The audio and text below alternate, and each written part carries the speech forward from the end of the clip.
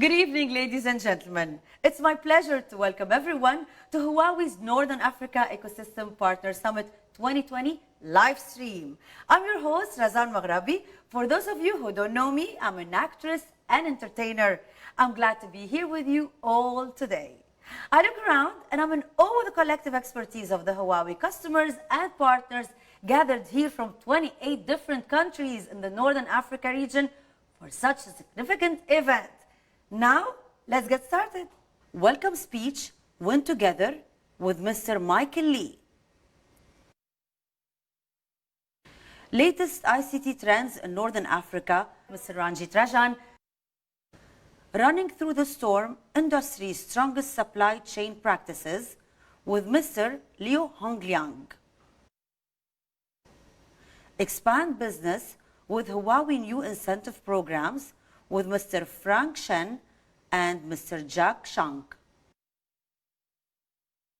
Most competitive Huawei products introduction with Mr. Yusuf Bukhari and Mr. Yassin Bukataya. Win together, successful story of partners. Huawei partners interviews. Are you ready for tonight's opening speech? Please welcome our guest of honor, Mr. Michael Lee, President of Huawei Northern Africa Enterprise Business Group.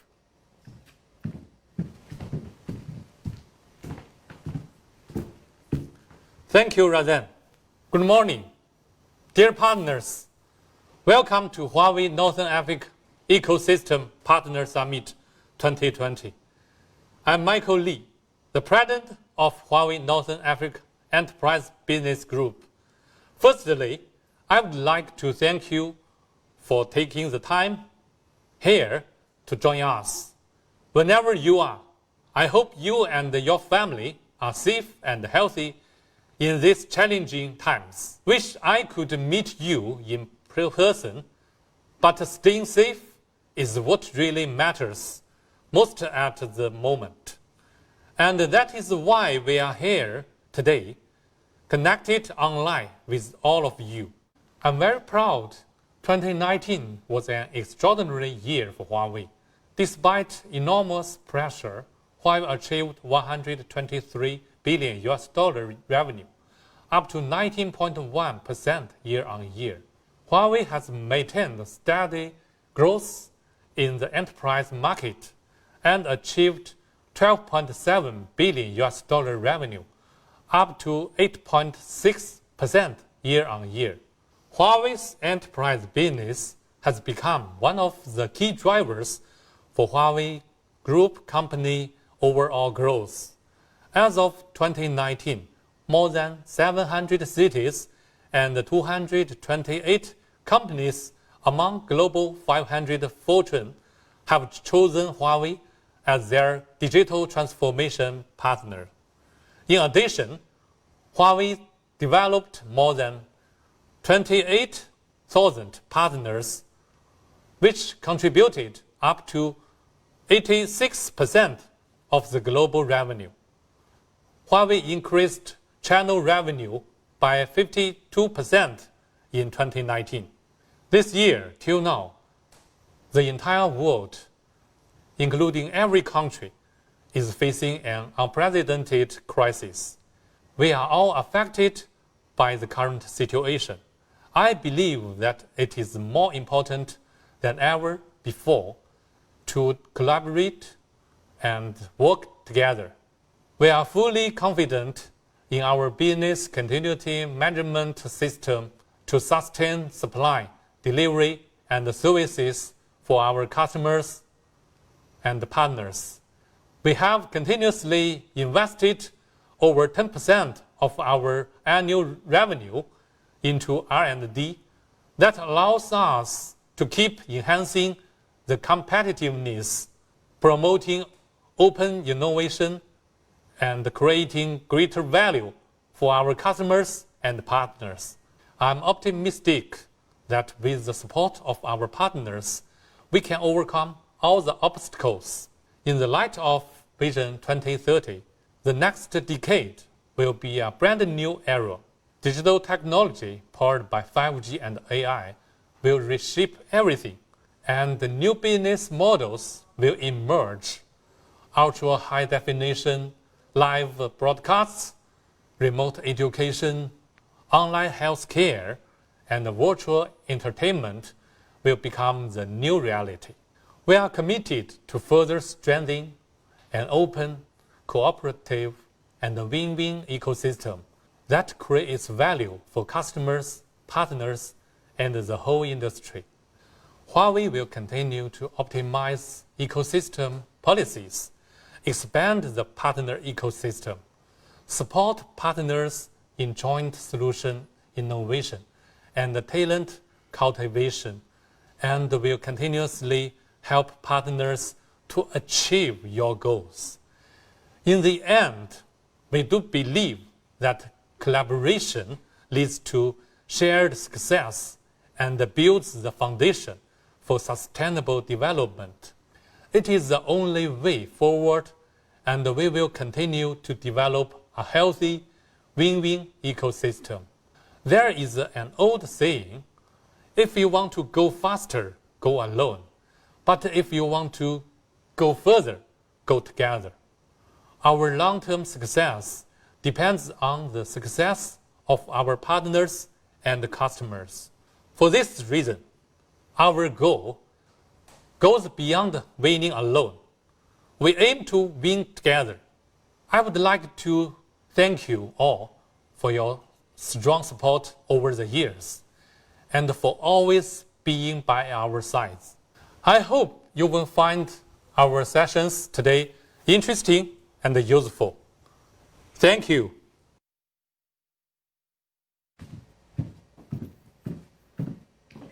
Very impressive. Thank you, Mr. Michael.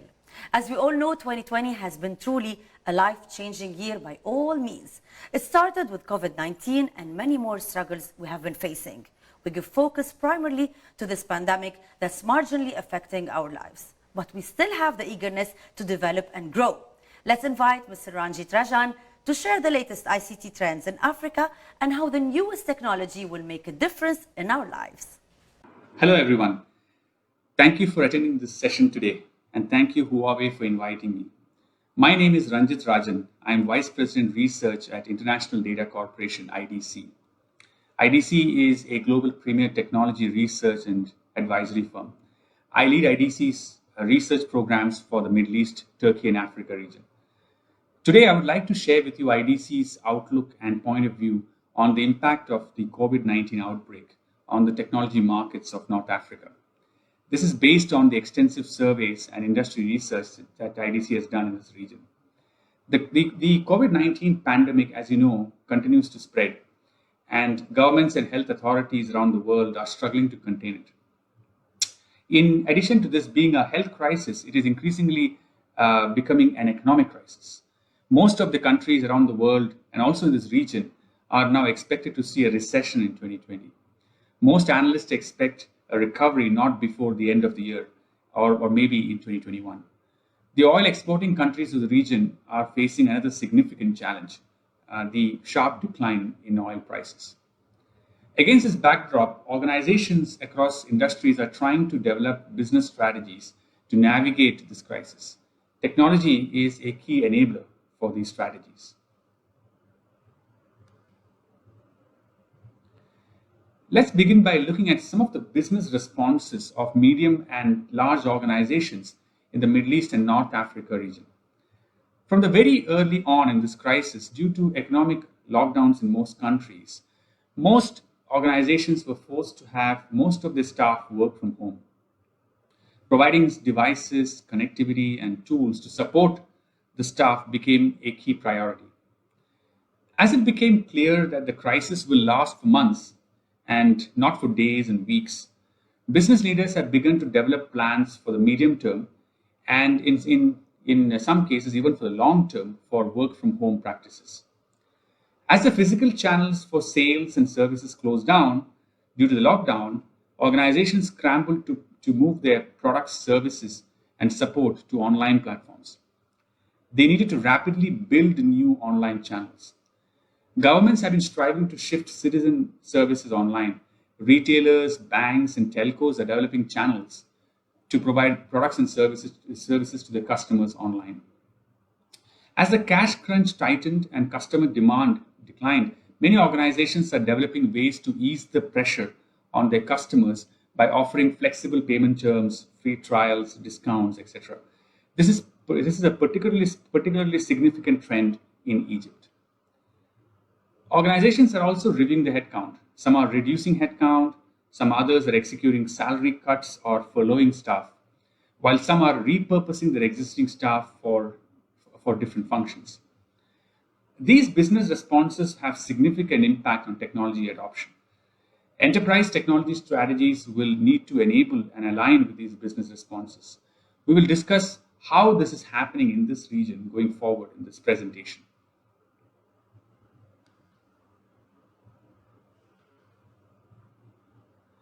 Against the context of this difficult economic environment and the business responses that we saw to the COVID crisis, we at IDC have assessed the impact on enterprise IT markets in the region and developed our outlook for 2020 and beyond.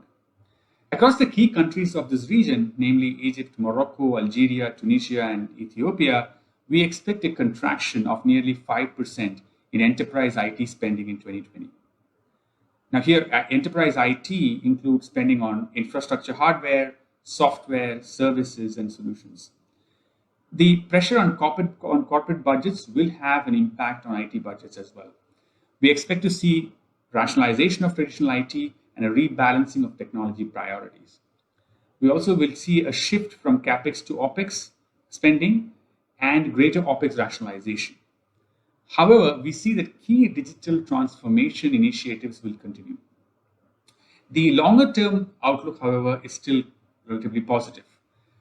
With a recovery expected in 2021, we are forecasting a compounded annual growth rate of over 5% between 2020 and 2024. Let's now look at the outlook for the key countries in the region. Morocco and Egypt are the largest enterprise IT markets, and we estimate that the spending on enterprise IT in 2020 in these markets to be over $500 million. 2020 will see a contraction from 2019 in all the country markets. However, the long-term outlook, as I mentioned earlier, is positive. And here, Egypt is actually forecasted to show a higher growth rate in enterprise IT spending than others. Among the components that constitute enterprise IT spending, the spending on IT services has the biggest share of nearly 60%. This includes hardware and software implementation, system integration, managed services, and support and training services. Spending on enterprise infrastructure that includes servers, storage, and network hardware products constitutes about 25% of the market. And this is expected to show a relatively higher growth rate of nearly 6% compounded annual over the period of 2020 to 2024.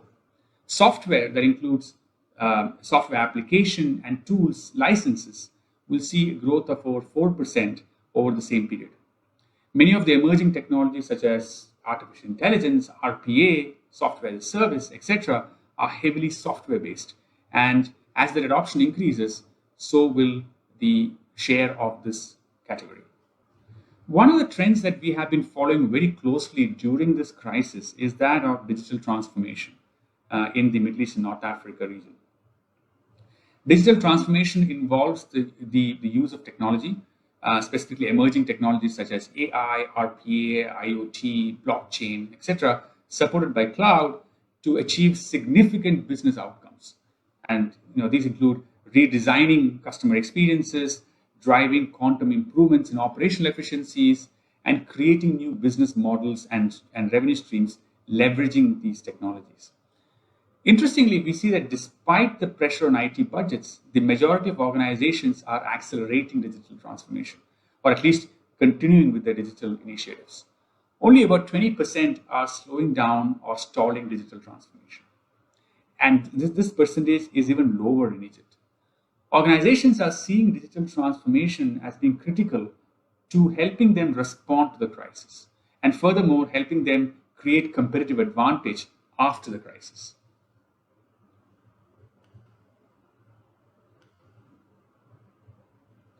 Let's now look at the impact of the crisis on IT spending in various industries. While all industries have been adversely affected by the crisis, we see that some have been more impacted than others.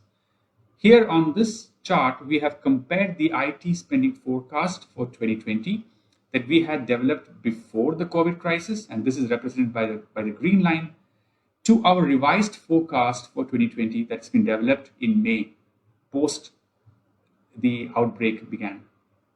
And this is represented by the red line for each of the industries. Based on the difference between our pre-COVID and our post-COVID outlooks, we have categorized them into three: high impact, medium impact, and low impact industries. The high impact industries include transportation and tourism and retail and wholesale. Before COVID, these industries were expected to be two of the fastest growing industries in 2020 in terms of IT spending. We have now revised the forecast for these industries downwards significantly. We are now forecasting a double-digit contraction for IT spending in these industries. In the medium impact category, we have revised our outlook for the resource industries, manufacturing, government, and financial services to negative high single-digit percentages. A few industries, mainly healthcare and education, have been the least affected due to the crisis, and hence the difference between our pre-COVID and our post-COVID forecast is relatively low. Let's now examine the key technology trends in each of these industries. Let's begin with transportation and tourism. This, as you know, is one of the hardest hit industries. Airlines in particular have been one of the hardest hit segments. Most airline carriers have suspended most of their passenger operations. Major airlines have enforced salary cuts. Land transportation and tourism have also been devastated. Headcount and salary cuts have become the norm in this industry. However, cargo and freight have fared better as global flow of goods has somewhat recovered. Going forward, we expect an intense focus in cost reduction, leveraging technology in this industry. There will be a focus on digitization and automation. An example here is the Mojo dry port digitization project in Ethiopia. We will see a faster shift towards cloud and greater automation, leveraging technologies such as RPA. Data management and analytics strategies to extract greater value from data will come to the fore in this industry. Now, looking at the retail, trade, and hospitality industry, as you know, this industry has been severely affected by the crisis. But the trends are mixed in different retail categories. In grocery and food retail and e-commerce, we've seen a surge in demand.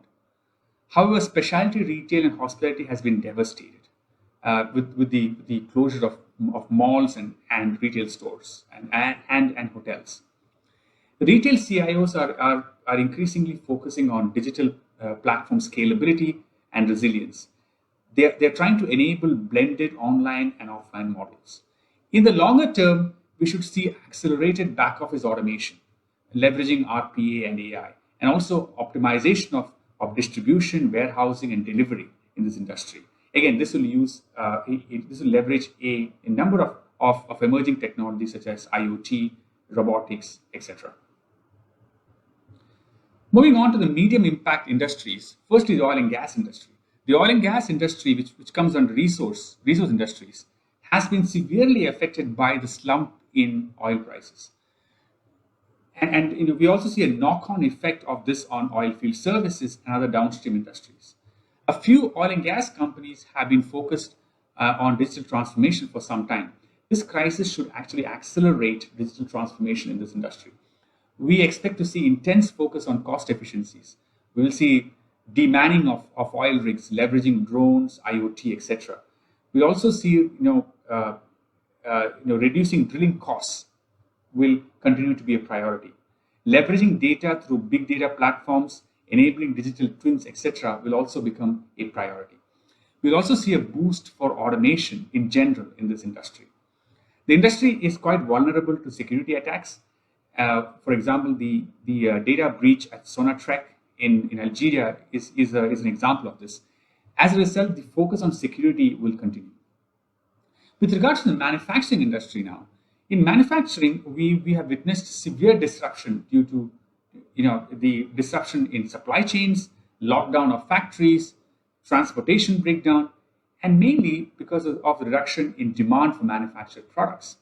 We will see some diversification into new products and localization as a result of this crisis. Some of the manufacturing could shift onshore into the countries in this region. For example, Egypt has already begun producing masks and ventilators in country. Enoch Misr in Egypt is now planning to manufacture lubricants in Egypt. From a technology standpoint, Industry 4.0 adoption will accelerate. We will see investments in smart manufacturing and digitized factories enabled by technologies such as robots, IoT, etc. We'll also see more operational efficiency-oriented technology use cases such as asset management and process automation leveraging technologies such as IoT. Moving on to the government sector. The COVID crisis is driving governments to accelerate their digital initiatives. Citizen and business services now need to be delivered online or as contactless services. National digital strategies, such as the Morocco Digital 2025, which were launched before COVID, are now being accelerated. This also demands greater awareness and education of government executives on digital. We are seeing a rapid scaling up of online and digital platforms across the region. Examples include the launch of a chatbot by the government of Ethiopia and initiatives to enable digitization by the Tunisian Finance Ministry. Cybersecurity continues to be a key concern for the sector.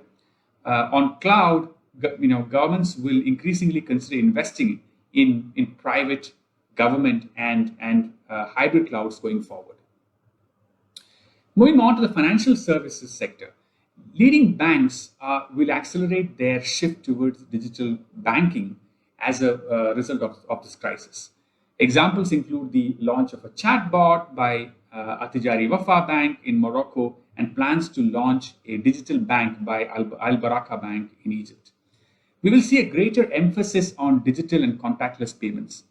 In this direction, we have seen examples such as the launch of Orange Money in Morocco, and the National Bank of Egypt has seen an increase in the volume of transactions conducted through its e-wallet due to the crisis.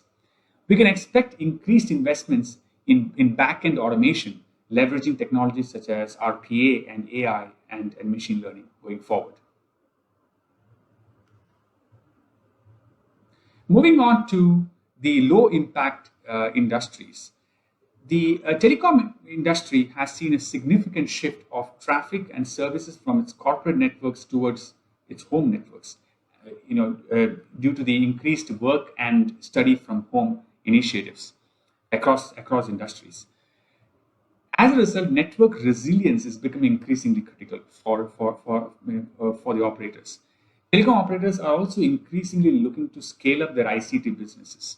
They are especially focusing on select technology areas such as cloud and security and trying to offer services around these technologies to their enterprise customers. In the education sector, the immediate focus is on enabling distance learning and work from home for students and staff, with increased investments on laptops, connectivity, and learning platforms. Education ministries in Egypt and Morocco have already launched online learning platforms. Governments are also distributing tablets and personal computers to students and staff. We're seeing more virtual interactions, such as virtual job fairs and distance internships, leveraging collaboration tools, cloud, etc. And we'll also see a significant infrastructure upgrade in the education sector. The healthcare sector has been overwhelmed by the outbreak and has seen a surge in demand for services. Healthcare in general will see greater investments in technology, particularly on infrastructure and also in areas such as cloud. We will see a significant shift from a majority physical to minority digital towards a minority physical and majority digital approach in healthcare. In this regard, we will see greater focus on leveraging patient data and on capturing, sharing, and leveraging patient information for disease prevention, as well as to provide better services to patients. Telemedicine and online consultation are increasing. For example, various Algerian hospitals are now implementing telemedicine and offering services through video conferencing for their isolated patients. From the industry analysis, I would now like to move to key technology areas that will have an impact in the years to come on this region. Let's begin with cloud. We expect to see a significant increase in the adoption of cloud in the region. This is illustrated here by our outlook for public cloud spending in Egypt. We forecast public cloud spending in Egypt to grow at a compounded growth rate of 26% between 2020 and 2023. We expect growth areas, growth across various cloud workloads, software as a service, infrastructure as a service, and platform as a service. As a result of this crisis, organizations will see greater value in adopting cloud. The cloud enables cost optimization since it offers a pay-as-you-go model. And it also offers easy access to new functionality and supports a distributed user base. In the short term, we will see greater appetite for workloads related to business continuity being delivered from cloud, and also on workloads such as collaboration and digital commerce. But in the longer term, we see a shift of heavier workloads such as enterprise applications like ERP and supply chain management and analytics moving to the cloud. Most of the emerging technologies such as RPA and AI will be consumed from the cloud. It's not only public cloud that will see greater uptake. We see private cloud investments increasing as well. So therefore, eventually we see hybrid cloud environments evolving and becoming the norm. Telecom operators are also investing in cloud. They're investing in capabilities to offer cloud services to their customers. Orange Egypt, for example, is planning to build and operate a data center and provide cloud computing platform for New Cairo, the new capital of Egypt. Orange will provide the main infrastructure for the city and also the cloud computing, IoT, and artificial intelligence capabilities. As key technology-led disruption, a key technology-led disruption that is fundamentally shaping organizations as a result of this crisis is the way that we work. The future of work is going to be very different from how work was delivered till now. Technology is rapidly shaping the workspace, which is increasingly becoming independent of space and time. It's also shaping work culture and demanding new digital skills.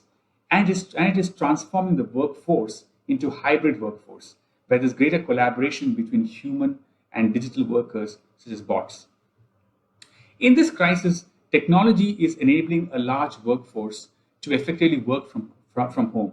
Organizations are investing in collaboration applications, unified communication, and video conferencing solutions to sustain productivity while working from home. A lot of these practices will remain even after the crisis. This will mean continued investments in technologies that I mentioned above, but also in network optimization to ensure better performance and ease of use for a remote distributed workforce. This crisis is heightening the security challenge. We are seeing an increase in attacks as cyber criminals look to take advantage of the situation. With the increased adoption of cloud, security of those cloud workloads is becoming increasingly critical. As staff work from home, providing secure access to business applications and data is now becoming a key priority. Investments in endpoint security, web content security, messaging security, and network security will accelerate as a result of this crisis. This crisis is also increasing the need to focus on data. As organizations move more and more products, services, and interactions onto digital platforms and digitize their physical operations, the volume, velocity, and variety of data that's becoming available to organizations is increasing at a very rapid rate.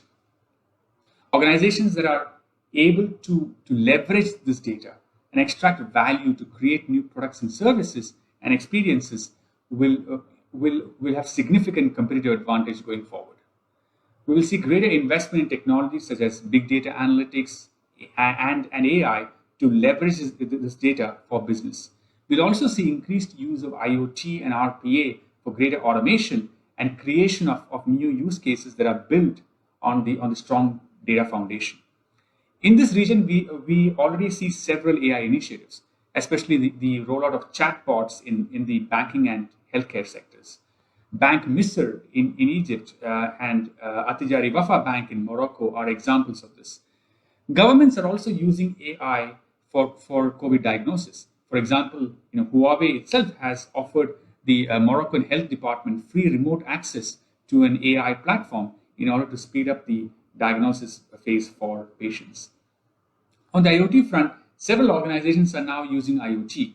And an example of this is Coca-Cola in Egypt, which is leveraging IoT for fleet management.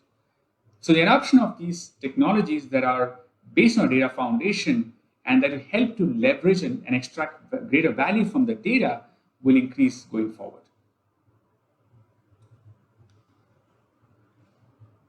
As I come towards the last couple of slides of this presentation, I would like to give you our point of view on the longer-term recovery trajectory for businesses and the role that technology will play in that recovery. At the bottom of this chart, you will see the various phases that the economy will pass through. These are the phases which your organizations will need to navigate. The focus of the business during each of these phases will vary. At this moment in this crisis, the focus is on business continuity. And we have seen significant shift in technology spending priorities towards this business priority. As we go from here into an economic slowdown and then a recession, the focus will shift towards greater cost optimization and business resilience. Here, the use of technology to extract greater returns from the investments made will become important. Then, as the recovery begins, perhaps next year, we will see targeted investments by business in key areas to help accelerate growth. Here, technology adoption will be on use cases that are centered on business growth. Technology, therefore, will play a significant role through all these phases.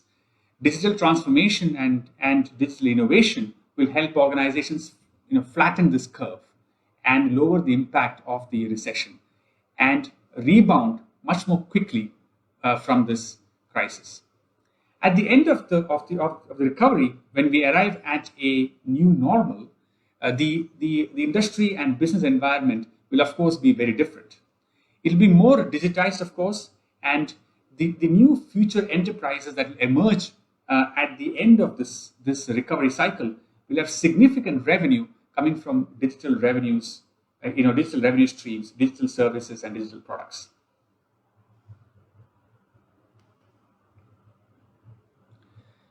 As I conclude my presentation, I would like to leave you with a few points of essential guidance. First, prioritize digital transformation. Take a longer-term view to digital transformation and accelerate key digital initiatives. As I said earlier, this will help you better respond to this crisis and also flatten that curve, that recovery curve, and then rebound much more quickly when the recovery happens. Think about the alignment between your technology strategy and your business strategy. In this crisis, this alignment is more important than ever before. CIOs and IT managers need to work closely with CEOs and line of business executives and leaders to develop joint plans and roadmaps. As the recovery begins, the technology strategy should align with the business recovery strategy.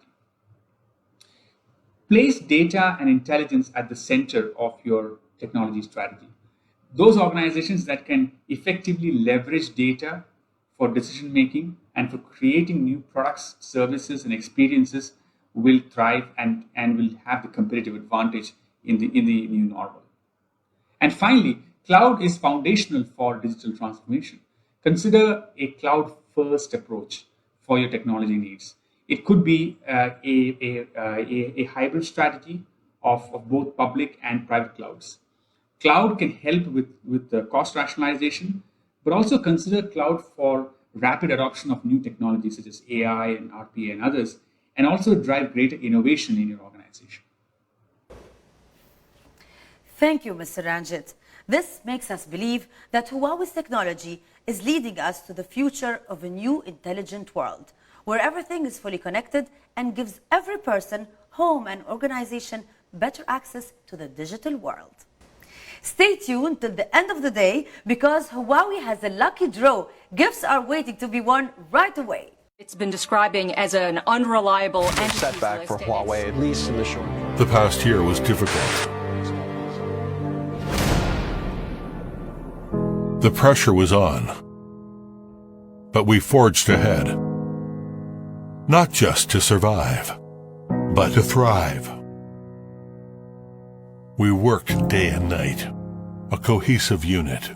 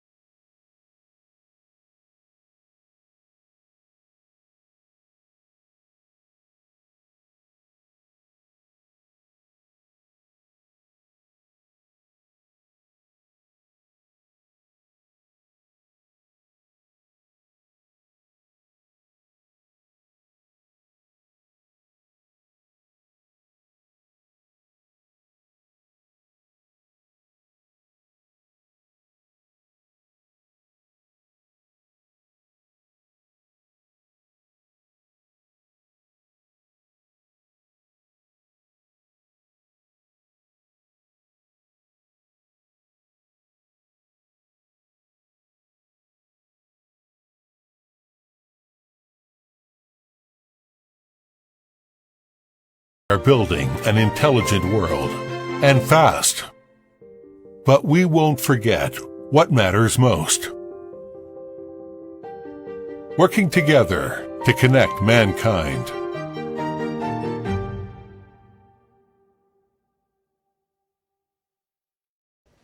What's next? For sure, all of us need to know more about Huawei's strongest supply chain practices and how Huawei's BCM helps Huawei overcome any obstacles. This is what Mr. Liu Hongliang, Vice President of Northern Africa Enterprise Marketing and Solution Sales Department, will be discussing with us now. Please welcome him.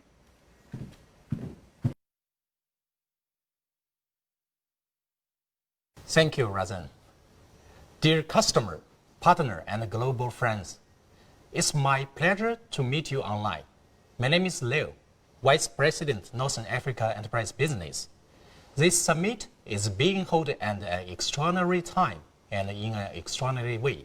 First thing, we would like to take this opportunity to pay the deepest respect to everyone fighting at this moment, especially medical personnel. In such hard time, there are all inspections. Today, I'm going to talk about Huawei mechanism of business continuum management, BCM for short, and how it is helping us weather the storm.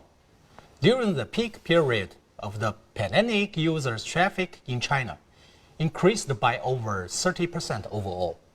In some provinces, that figure even achieved 100%. Average traffic on the backbone network also increased by 30%. ICT network infrastructure have truly been put to the test, and fortunately, the network experience have remained good. Network stability is vital, of course, and countries around the world should therefore review and redefine infrastructure policies to build fully connected, digital, and intelligent ICT infrastructure. This is the solution for promoting development and addressing challenges as we understand it. It is what we propose for global development, and we are committed to achieving this goal. The impact of the pandemic is gradually taking shape, but all that has happened so far could just be the beginnings. What risks await us in the future? Demand downturn, economic depression, financial turmoil, food shortage. How can we ensure all of these things? How do we survive? And how do we develop?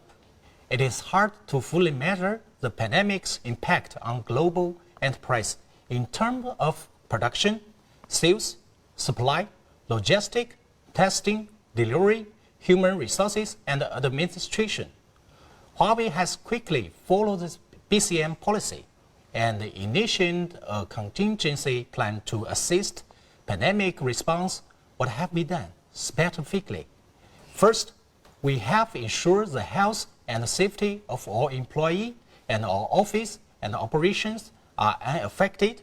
In addition, Huawei responded to the requirements of global customer and partner by safely resuming production, implementation online, transaction, and ensuring customer delivery. Huawei is also working with carrier to guarantee secure and stable network operations, as well as using innovative digital technology and application to help fight the pandemic. We digitalized most of our business chain and complete the switches from offline to online in one day. Huawei's Willing Digital Smart Office system is supporting remote office, working for our 194,000 employees in 1,023 sites spread over 170 countries and regions. Since February, 1.3 million online meetings have been held, with 12 million connections initiated every day. Behind me, you can see a Willing meeting between Huawei colleagues in Egypt and the Mediterranean from March to May, sustaining connection even though they have physical apart. Huawei has also opened Willing to customers, partners, and suppliers to support mass online communication and remote working when the pandemic was at the peak in China.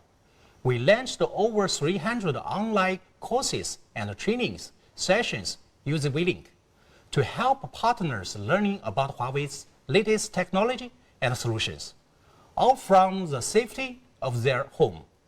In terms of marketing, we have hosted global summit, exhibitions, and showcase experience all online. In sales, we have turned to online transactions and billing.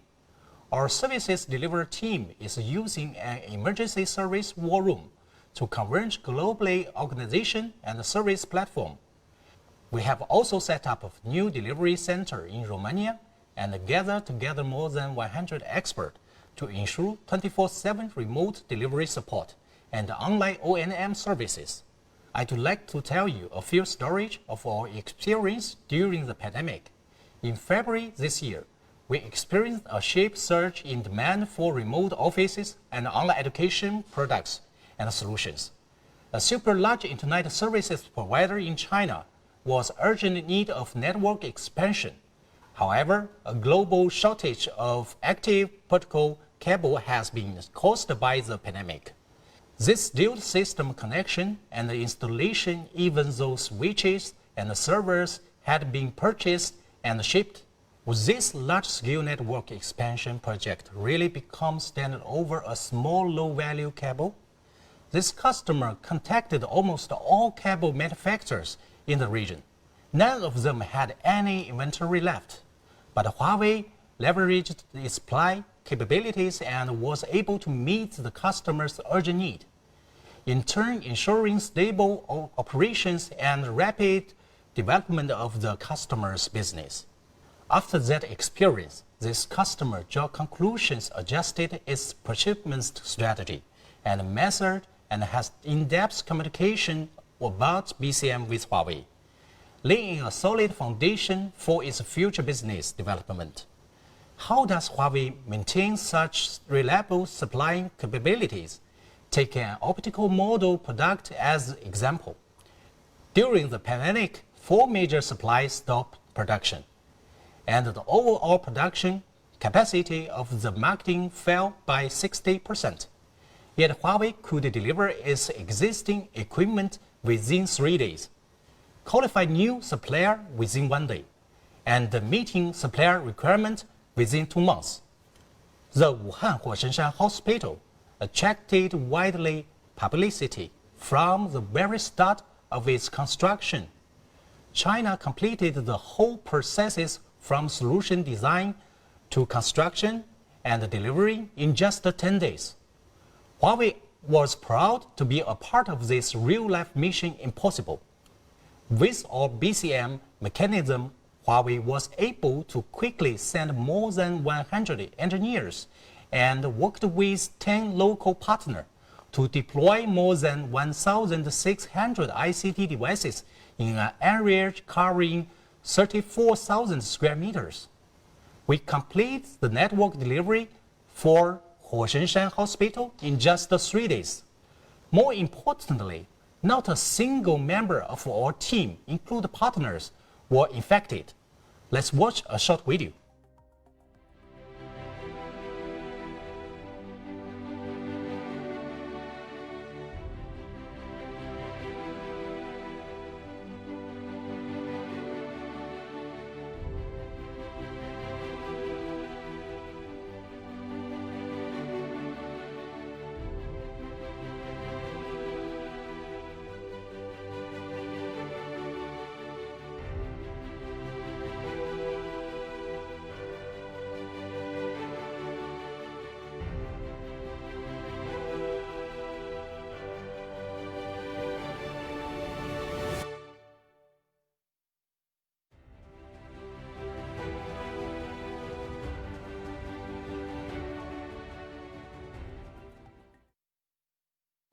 Business continuity risk refer to the systematic risk that may cause business interruption.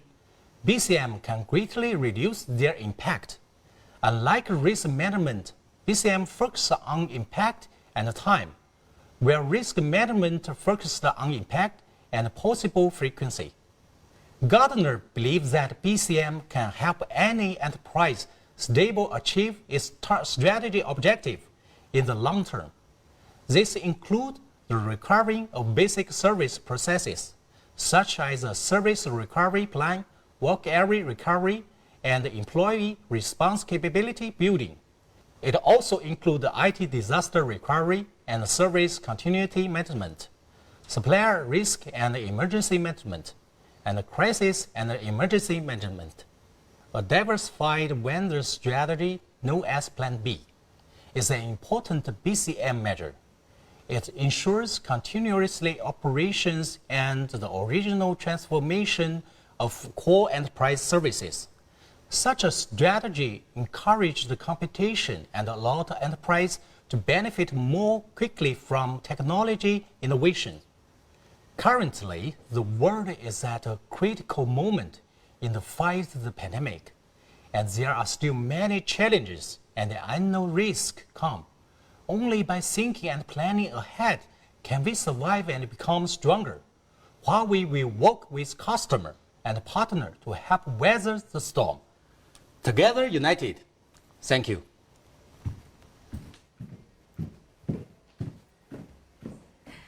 Thank you, Mr. Leo. This was a very inspiring speech for all of us. I think every organization should consider its own BCM strategy. And now, let's welcome Mr. Frank Shen, Vice President of Global Partner Development Department of EBG, to introduce Huawei EBG's ecosystem development, achievement, and ecosystem strategy. Hello, everyone. This is Frank. I'm the Vice President of Global Partner. First of all, on behalf of Huawei, I'd like to extend a warm welcome to all of you. Then, I want to share some topics with all of you and hope we can have a good time. Last year, revenue from business was 89.7 billion Chinese yuan. The proportion of our total revenue coming from partner sales has continued to increase, reaching 86% in 2019. As Huawei's EBG has grown, it has also gained the trust of more and more customers and partners in key industries, including government and public utilities, finance, transportation, and energy. To date, 228 of Fortune Global 500 companies, 58 of Fortune Global 100 companies, and more than 700 city governments worldwide have chosen Huawei as their digital transformation partner. In 2019, Huawei worked with more than 28,000 partners worldwide, including over 22,000 sales partners, 1,200 solution partners, 4,200 service partners, 1,000 talent alliance partners, and 80 investment and financial partners. This is a Chinese proverb saying, hard work pays off. Our joint efforts has won the full support of customers. Here we express our sincere thanks to you. The year 2020 has arrived. We now stand at the start of a new decade. Let's imagine what the world will look like all is close as 2030 begins. Today, both perception and interaction between people and things are based on various physical measures. But in the future, new ICT such as 5G, AI, and IoT will help us build an information flow from which everything originates. We believe that this intelligent world of 2030 will have at least 5 features. From the government aspect, people-oriented digital governments will be built to better adapt to people's livelihoods.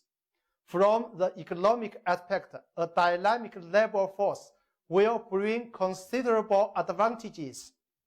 For instance, intelligent robots will play a critical role in our economic development. From the social resources aspect, digital technology will enable the different sharing and proper distribution of education, healthcare, and other public resources, achieving digital fairness. From the cultural aspect, people will be freed from heavy physical labor and tedious repetitive work, and their focus will naturally shift from mere material value to mental value. Finally, in terms of the environment, thanks to the deployment of various digital technologies, we will be able to monitor and control carbon emissions more effectively and, as a result, make the world a better place to live. As a matter of fact, digital transformation has been ongoing for a considerable period of time. But if we are to create an intelligent world by 2030, we must turn the heat up further and push for extensive digital transformation in all industries. There are 3 new situations in digital transformation. First, new business trends. In the future, 2B and 2C business will merge, bringing infinite possibilities. Second, new opportunities with the in-depth development of digital transformation. OT, IT convergence will become the key. Currently, OT, IT convergence is advancing at an increasing speed, but there is still a long way to go.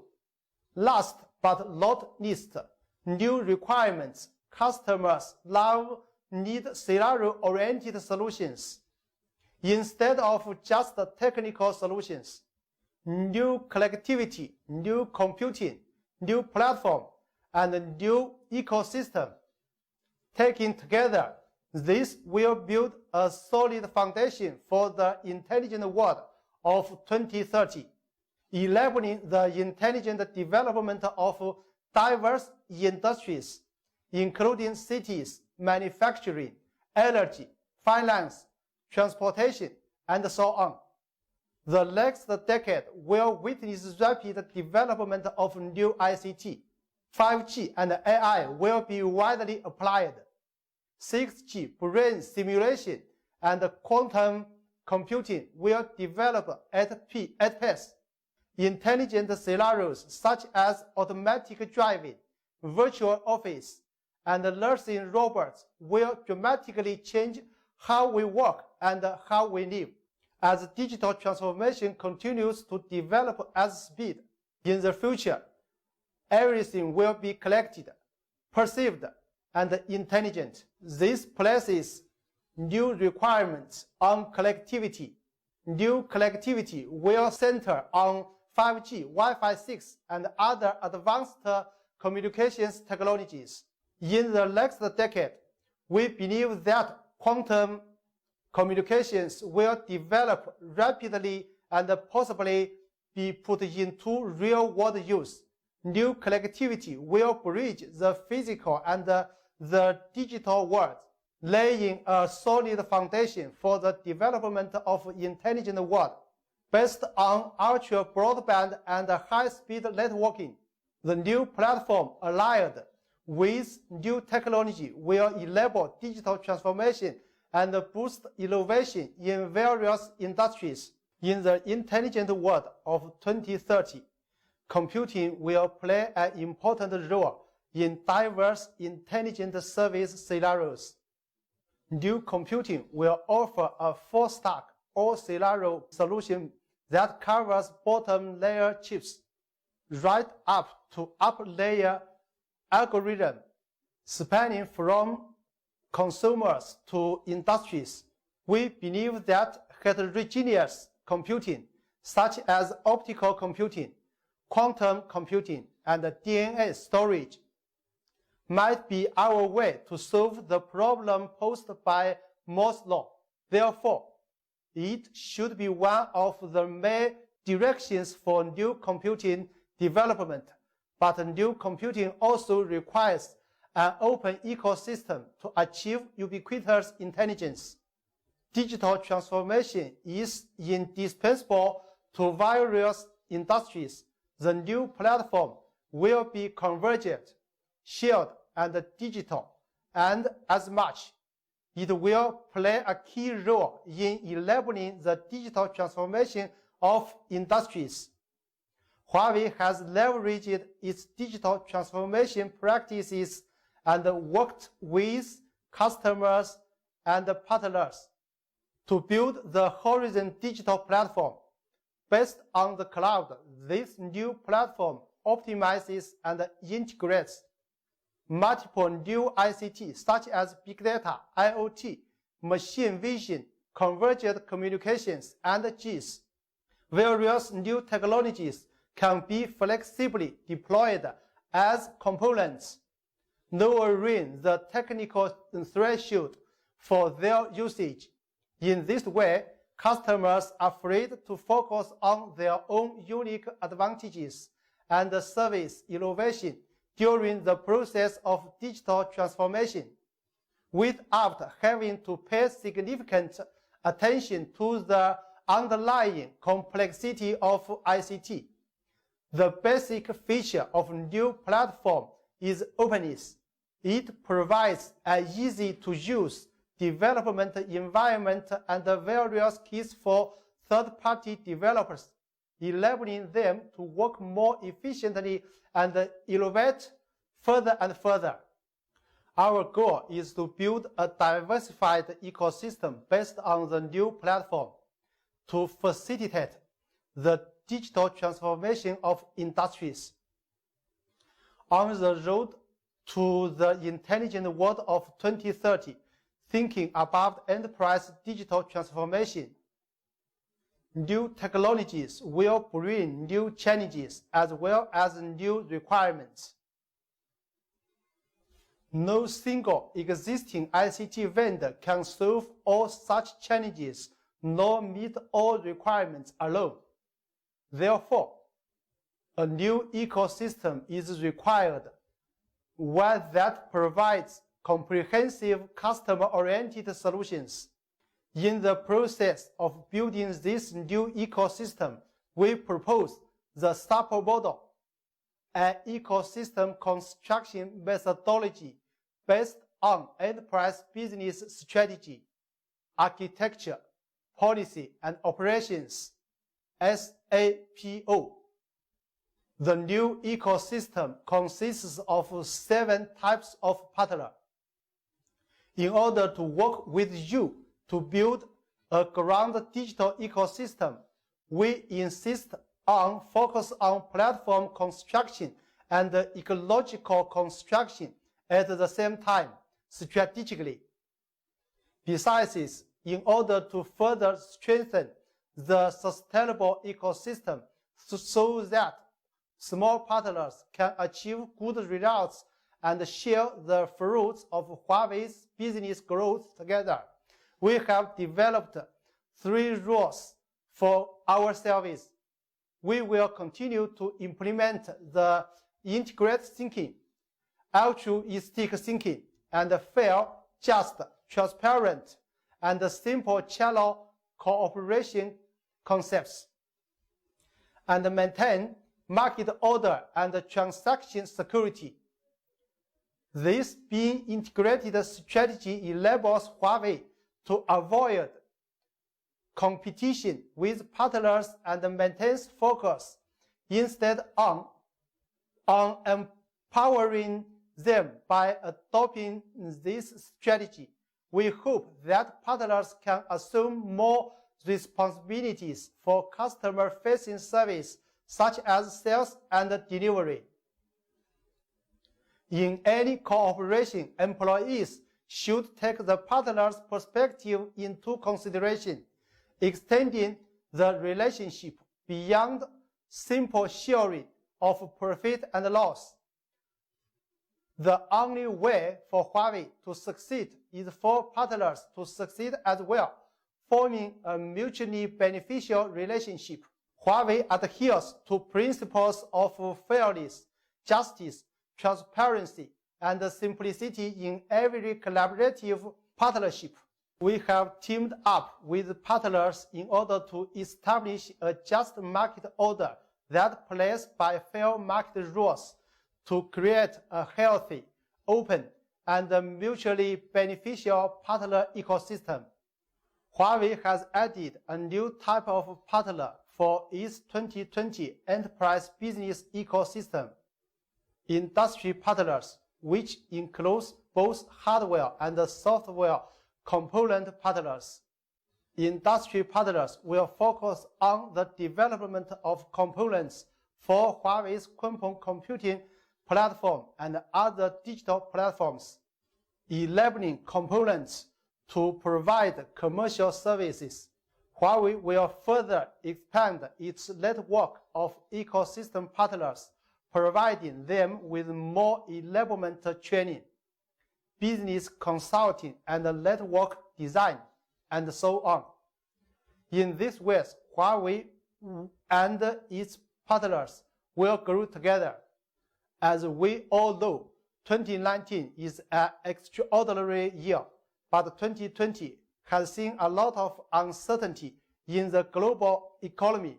A real epidemic that has never happened in a century has suddenly swept the world, and the global economy is facing a large snowstorm. When everyone looked up and looked at the dark clouds, their hearts were inevitably depressed. However, we have to say that a strong wind can break a tree, but it cannot destroy an entire forest. Regardless of wind and rain, Huawei's enterprise business and partners are always together.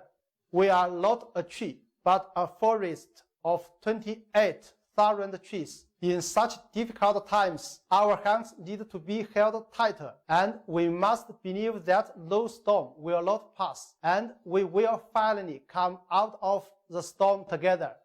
Thank you.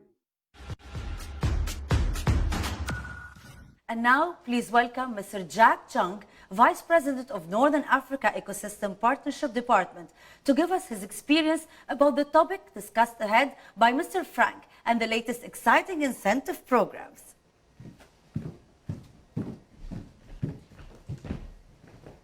Thanks, Razan. Hi, my name is Jack. I'm the Vice President of Huawei Northern Africa. I take charge for enterprise channel business. And welcome to Northern Africa Ecosystem Partner Summit for 2020. And today, I will talk to you about how Huawei and its partners can create mutual benefits, expand business, and grow together through the channel policy and programs. First of all, let's look at last year's performance. Huawei totally achieved 19.1% growth in total revenue, making 107 billion euro. Regardless export and import problems and the instabilities which Huawei was dragged into.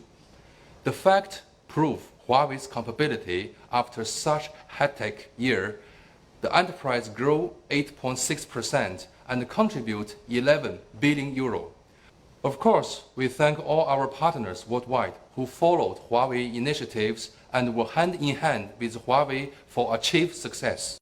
Huawei was ranked among the top 61 within the Fortune 500 companies around the world in North Africa enterprise, and through the amazing success we shared together last year. Most of you here remember how tough it was and the challenges we all together were able to overcome. Our channel sales revenue achieved 52% growth, achieving more and more growth rate each year. Our partner ecosystem grew in number as well as quality, which from 684 to 1,044. And as the ecosystem grows, a lot of growth within it.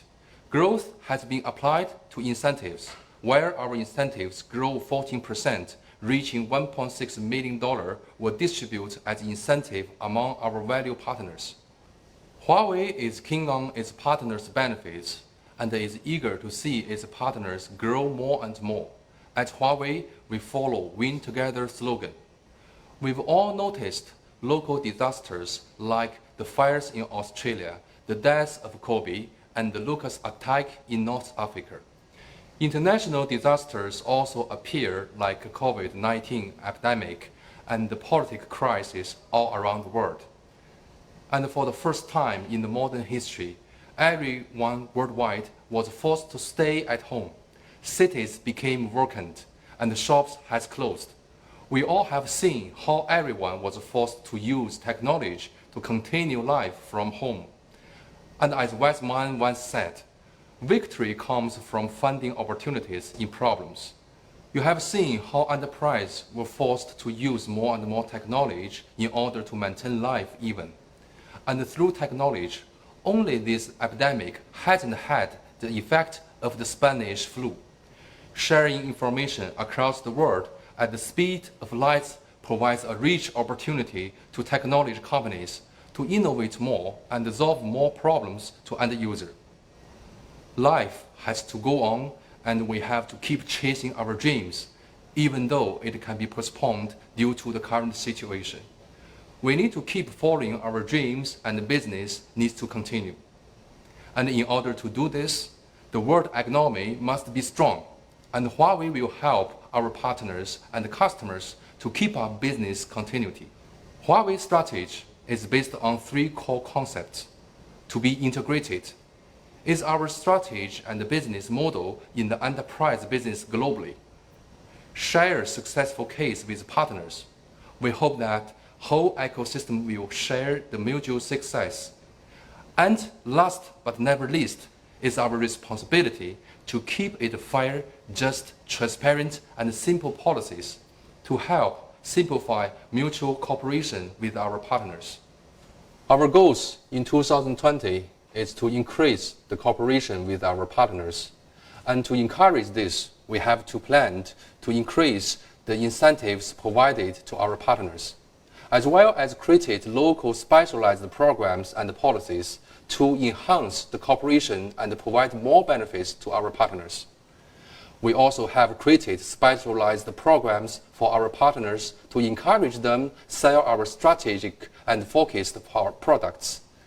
In condition, we have set up a DRR to encourage partners to do the deal registration and achieve growth in the channel orders. Doing this, we hope to increase our channel sales revenue by 64% plus. In Huawei Enterprise, we have a business model and we strictly follow this business model. We do indirect sales and Huawei only sell directly to distributors and VAPs, while the Tier 2 partners who are classified to Gold, Silver, and Authorized can purchase from the different distributors in their countries. In turn, only our Tier 2 partners and the VAPs are authorized to directly sell to end user, which we name the CFT, the client face tier. First of all, we have maintained the same standards for partner certification in pre-sales as well as post-sales. Silver, Gold, and VAP partners have the same performance requirements and the same compatibility requirements, while CSP standards have not changed since last year. Due to COVID-19, we have decided to maintain the status of each partners, but we hope our partners can invest the time to become more qualified and enhance their capabilities to better serve their customers. Starting from Silver partners, each dollar you make, you will get a rebate for, unlike other vendors who have some threshold of performance in order to eligible for the rebate. Since last year, Huawei has had a rebate policy based on actual performance of the partner and not related to the threshold and the minimum achievements. At the same time, we have increased the scope of rebate to cover not only the sales performance, but also the partner capabilities to sell and serve their customers. Also, we have the GMF, MDF, and demo support, which we provide to our partners. As mentioned previously, we have introduced new local and regional incentive policies based on our product list. In 2020, we have increased our budget to encourage our partners in terms of MDF. We have added new items to provide more support to our partners for marketing activities. For example, we have added the market insight, which we will support you in making and as well will help you claim the expense for creating such reports. Also, we have dedicated funds for customized development and solution development as well as joint exhibition hall and test center construction. We can also help you claim customer success cases, and we will provide you with an incentive. Even if you put our logo on your website, we will provide you with an incentive. Regarding the 2020 SPIF program, which can reach up to 4% as a sales incentive, especially for our star products like the Dorado 6 and Wi-Fi 6. Each country office have designed programs and incentives for every Dorado 6 and every 50 units of Wi-Fi 6 access points. Depending on the local regulations of each country, an incentive will be provided to the sales team based on their enrollment and performance. Please check with your local channel manager for more information about other incentive programs for other star products as well. And to further encourage partners to utilize the resources available from Huawei to them.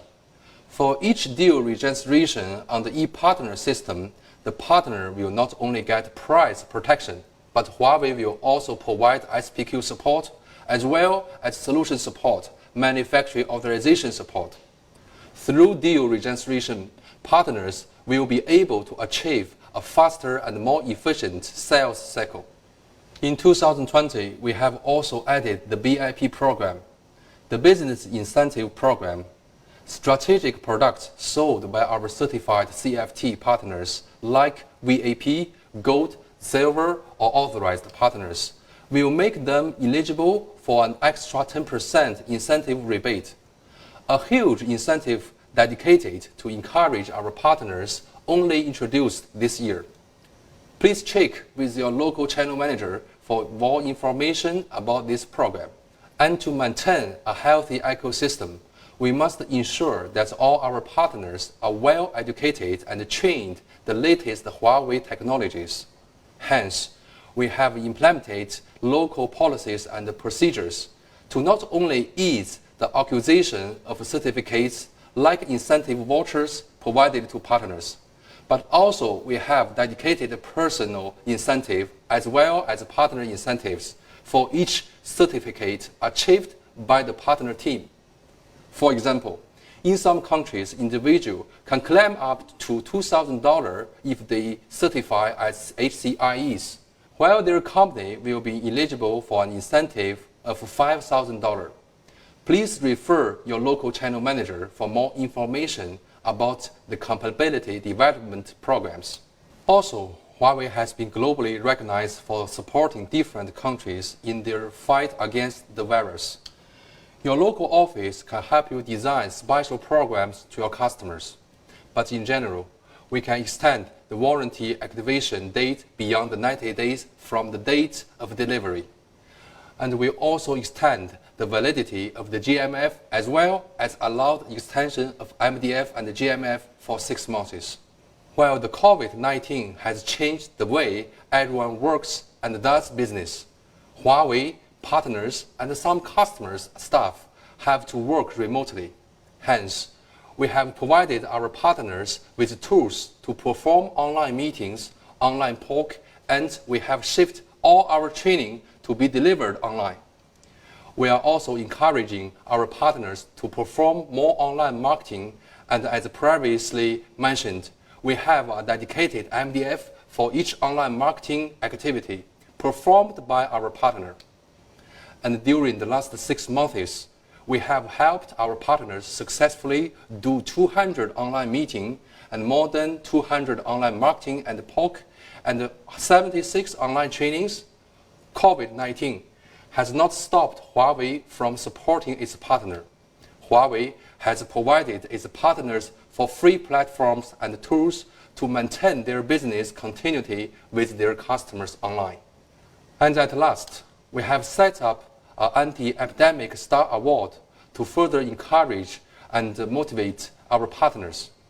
This award does not only cover the outstanding sales performance, but also cover the marketing, pre-sales, POC, delivery, and other aspects of partner performance.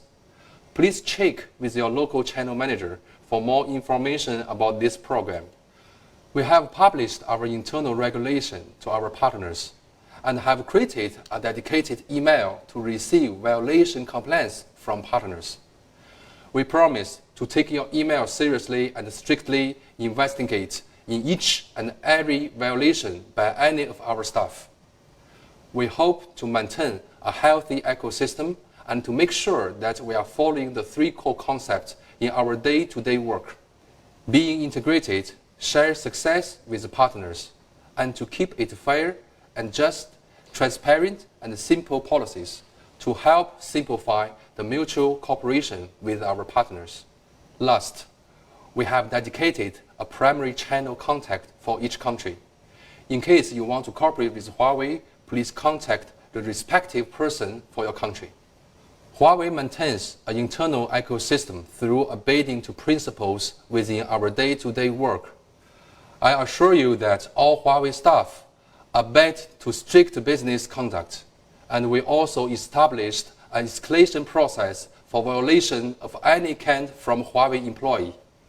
At the end, I would like to thank you for your time and looking forward to meeting you. A successful relationship moving forward, more and more success across the time. We are sure to bring digital to every person, home, and organization for a fully connected and intelligent world. Thank you.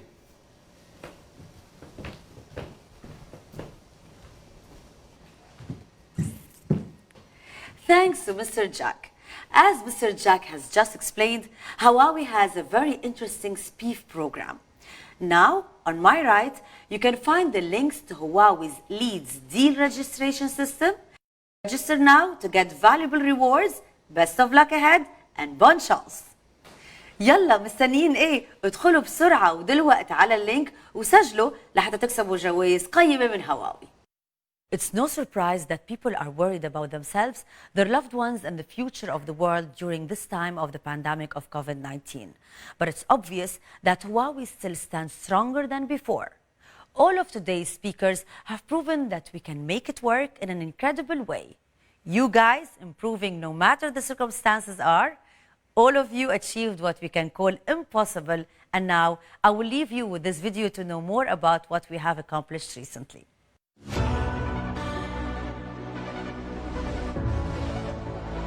In the Intelligent World 2030, digital government adapts to people's livelihoods.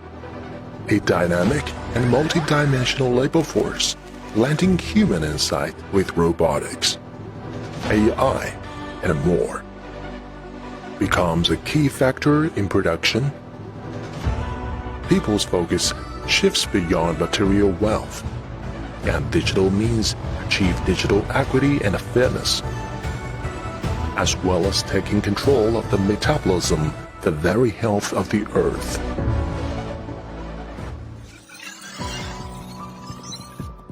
New connectivity, new computing, new platform, new ecosystem. These build the foundation of the Intelligent World 2030. New connectivity, 5G-based communications technologies enable ubiquitous connectivity and all-domain perception. New computing, from silicon computing to optical computing and quantum computing, from all-flash to DNA storage. An open computing ecosystem enables pervasive intelligence. New platform, the ongoing accumulation of industry experience into a converged digital platform, which can be inherited, ultimately enabling digital innovation in all industries. New ecosystem. The SAPO-based collaborative ecosystem provides more comprehensive customer-oriented commercial solutions. Welcome to the Intelligent World 2030. Intelligent, green, and resolutely people-oriented.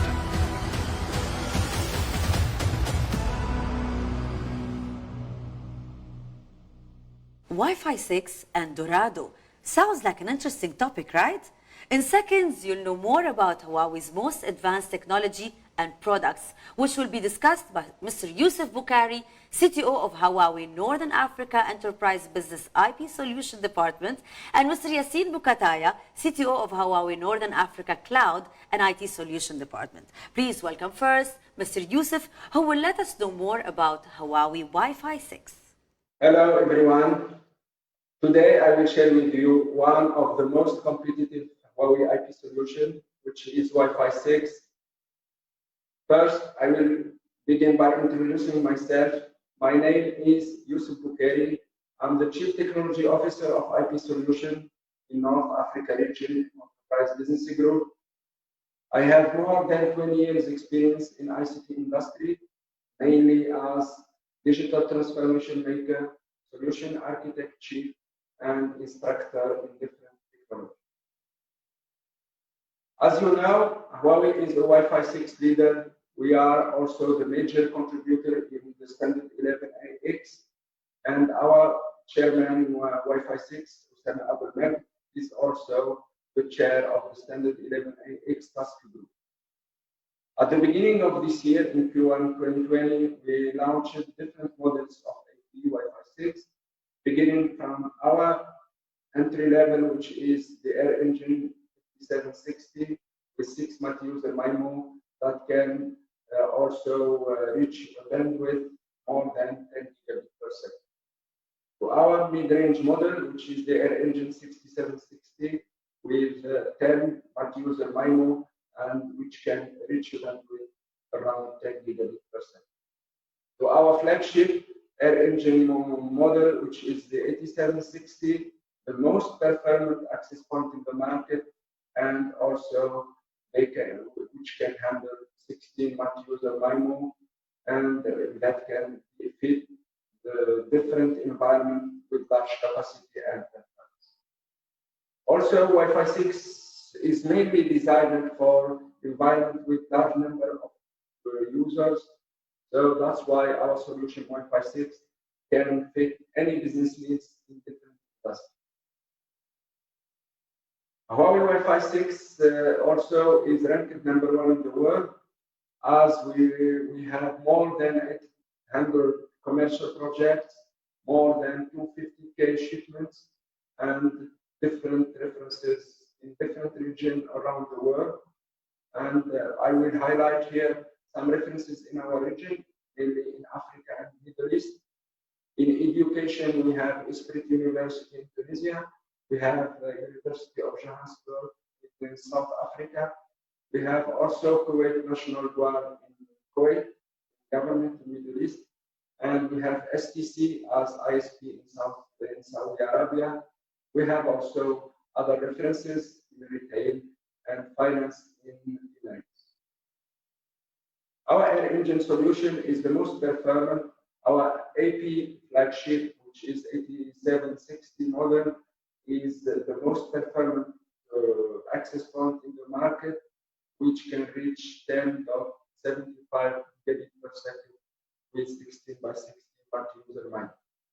We can also provide the most stable experience in the market, powered by our 5G, as we use different algorithms and technologies like smart container, dynamic turbo, and also lossless roaming. And I will highlight these technologies in the coming slides. We also use smart radio calibration algorithm, and we use joint scheduling through multi-user MIMO and also OFDMA. Also, our portfolio AP Wi-Fi 6 support IoT models. Our AP support built-in slots or extension slots through USB, and we can also provide the most secure solution in the market by dedicating one independent radio for scanning, by using hardware encryption, and also by using dual signature boot on our Wi-Fi 6. The first advantage of our solution that we use dual band smart container that can give us 20% greater coverage distance, as we use dual band, dual polarized coupler design, and also integrate in our software also the massive multi-input, multi-output smart container algorithm, which is powered by 5G, which can also give us a large number of signal direction combination and can reduce the interference by 15 dB. Also, we can have more focused signals that can also penetrate more than one port. Our feature dynamic turbo in our air engine solution is also an advantage, unique advantage of our solution that can accelerate application and that can also reduce latency by under 10 milliseconds, which can give us excellent experience, customer experience on augmented reality or virtual reality, and also as we use the concept of deep flow inspection, which can identify application and can accelerate them by our NP hardware embedded, which is an ultra-fast data forwarding without latency. The third one is the lossless roaming. We can handle smooth roaming without packet loss, and also we can have roaming duration of over 10 milliseconds without packet loss. This can optimize the operation efficiency of EG, for example, by 30%. In this period, Huawei launched different the communication solution with customers and partners. We organized many workshops. Also, our events like our IP Club is also organized online, and also many other workshops and exhibition demos.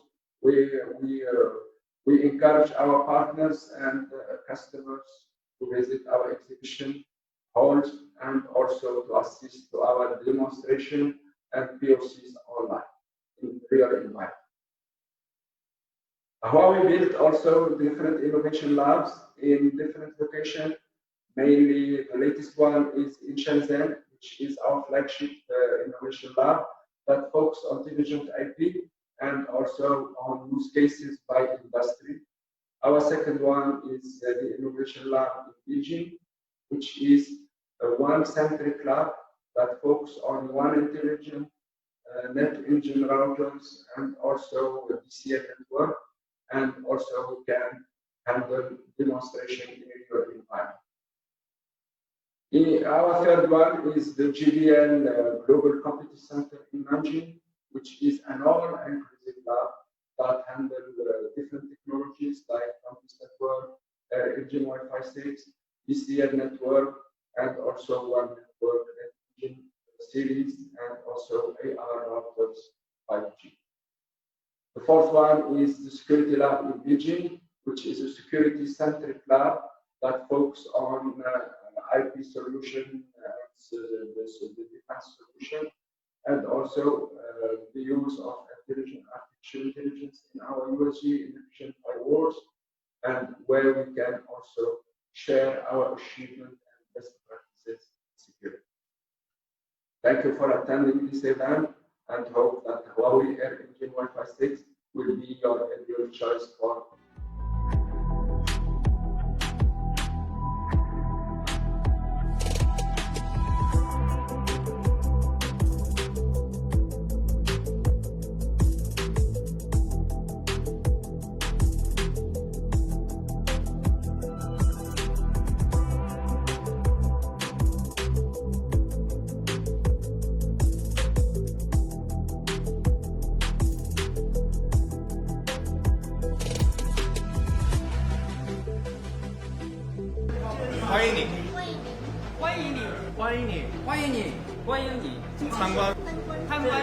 参观数通创新实验室。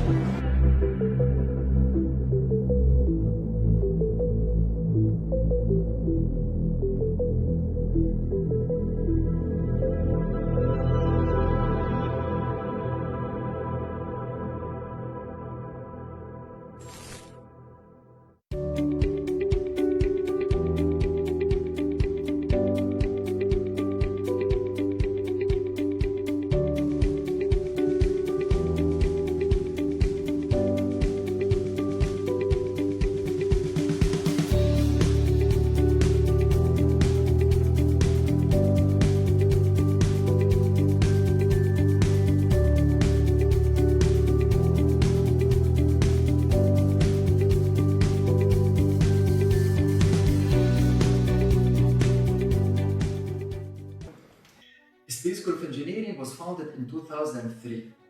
It has now become the largest engineering school in Tunisia with internationally accredited programs, more than 7,000 students, and about 260 full-time teachers distributed over 2 sites and 8 main buildings.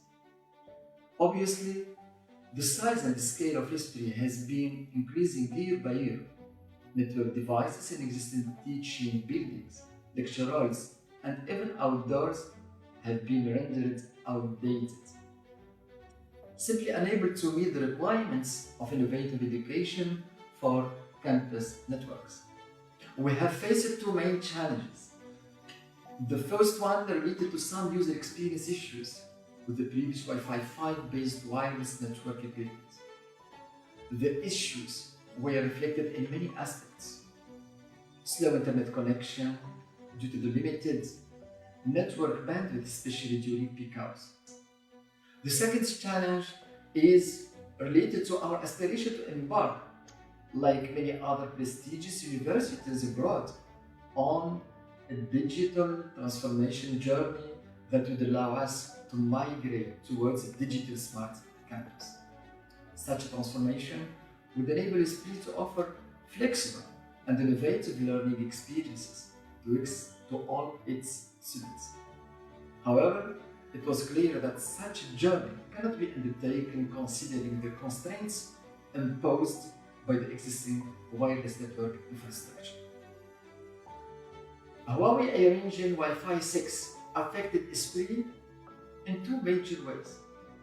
First, thanks to its high quality of service offerings, it has boosted user experience and enhanced the productivity and satisfaction of faculty, staff. To address these challenges, we have looked to innovative wireless solutions that would provide our two campuses with four distinctive features. One is higher coverage area. Two, high quality of service, especially in terms of low latency to support multimedia digital contents. Three is high and stable 100 megabit per second data rates. And four, scalable network performance coupled with high availability. We have finally found that Huawei Air Engine Wi-Fi 6 is the perfect match for our requirements. The solution is based on the latest Wi-Fi standard and is powered by 5G technologies and AI. Following to the deployment of the solution, we observed a notable change in the network availability and latency needed for the connection either locally or at the endpoint. As a result, we even rejoiced at the remarkable network performance improvement. Huawei Air Engine is offering us high, stable, and seamless wireless coverage, excellent network performance with high bandwidth, low latency, and the ubiquitous 100 megabits per second network access. Another major advantage behind the solution is the simplicity of the deployment. It allows the management of several SSIDs and provides very convenient customized features such as the admin vendors. The product enabled us to reduce the OPEX associated with the operation and maintenance of the equipment. One additional key point is the security. The Wi-Fi 6 relies on WPA3, which makes it harder to crack the password. Wi-Fi 6 also enables saving battery lifetime through a feature called Target Wake Time. And so, we do highly recommend Air Engine Wi-Fi 6 solution for all companies that need to offer massive connectivity and broadband communications. In the future, we would like to strengthen our partnerships and become a potential Huawei competence center to transfer Huawei technology products and also to build a prospective Huawei research lab.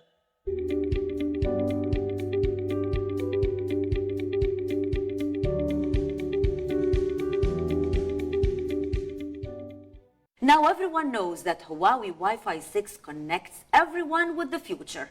You can test the Wi-Fi 6 performance and apply for the POC test from the link on my right side.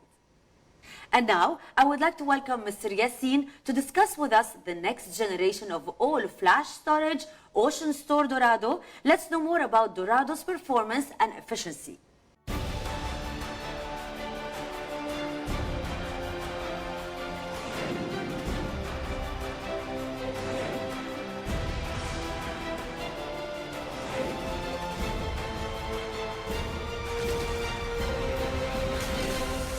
Hello, Oceans to Dorado. Thank you to join the native all-flash storage Huawei Dorado Basics session. First, I want to introduce myself, Yassin Bouqattaya, Chief Technology Officer in Cloud and AI Business Unit covering North Africa. I have more than 15 years deep technical multi-vendor storage background with the ability to apply new technology to meet customer business needs, like a new era of software-defined storage, high-fidelity solution, and all-flash array storage systems. The today's session is about the native full-flash storage industry impact. And nowadays, there is a data explosion coming from the combination of 5G adoption as a new standard in the telco industry, big data analytics coming from IoT, and real-time report business needs. So data is coming from different sources, need to be stored in different formats. All industry sectors, suffer from the old data processing methodology, and one of the bottlenecks is the latency coming from the old mechanical disk technology. All-flash arrays are making revolution in the storage industry and overcomes these challenges, providing ultra-stable low latency. According to this Gartner's report, by 2021, half of all HDD storage arrays will be replaced with all-flash ones. As a leader in the global enterprise storage market, Huawei can help you to join the flash revolution. Huawei's vision is to reach full flash data center to be fully connected and serve the intelligent world. Huawei Ocean Store Dorado is the end-to-end NVMe all-flash array storage solution that outperforms in 3 pillars. First, ever fast, reaching the SPC1 top benchmark with 20 million IOPS under 100 microseconds, thanks to the data path optimization with dedicated self-developed chips. These chips are deployed from front-end card, reaching the back-end intelligent disk enclosure. The second pillar, ever solid, the most resilient fully meshed solution in the industry, tolerating 7 controllers failure out of 8, relying on the smart matrix technology. And the third pillar, AI-powered, dedicated chip involved in many optimization tasks, like handling the full lifecycle intelligent management, data tiering optimization based on machine learning mature model, and production algorithm optimization. In order to support our customer to join the full flash data center wave, Huawei launched a flash-only plus promotion marketing program.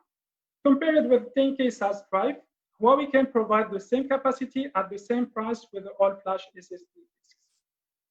In the age of mass data, all-flash storage addresses not only the performance concern, but also the unplanned customer capacity growth challenge. With Huawei Ocean Store Dorado all-flash storage, we can guarantee up to 5 times effective capacity based on Huawei deduplication and compression capability. Huawei provides the online visit exhibition hall facility through the virtual exhibition. Based on 3D platform and virtual reality effects, customers can feel that they are running through the exhibited products and solutions as if they were in the real world. We can access to the exhibition following the web link at the bottom of the slide.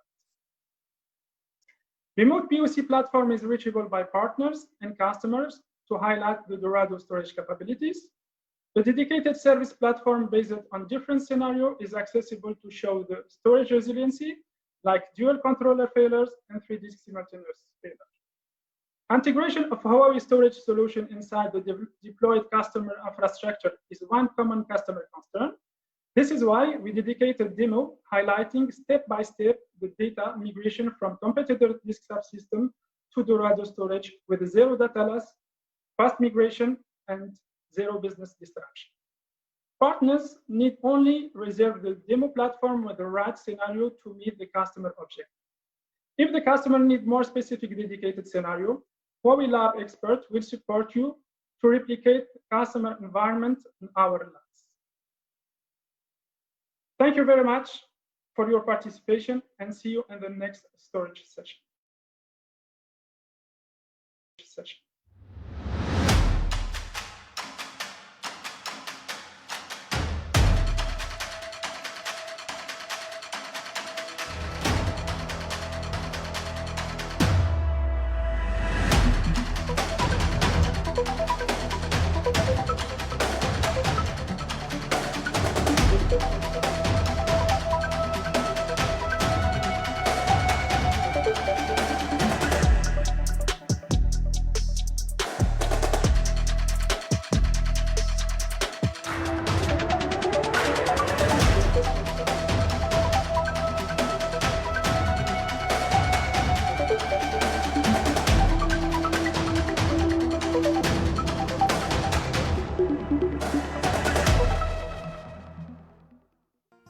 Piraeus Bank is the largest bank of Greece. It is headquartered in Athens, and with approximately 11.4 thousand employees, Piraeus Bank offers a full range of financial products and services to more than 5.4 million customers in Greece. Having technology as a strategic direction in order to offer innovative and quality services to its customers, it is imperative that IT infrastructure is the foundation to support this mission. In this direction, a Tier 4, which means fault-tolerant, graded data center certified by Uptime Institute has been built, and all systems are required to meet the highest standards in terms of performance and resilience. To meet the ever-growing demand for new IT services, Piraeus Bank has to use flexible systems that are able to sustain this trend.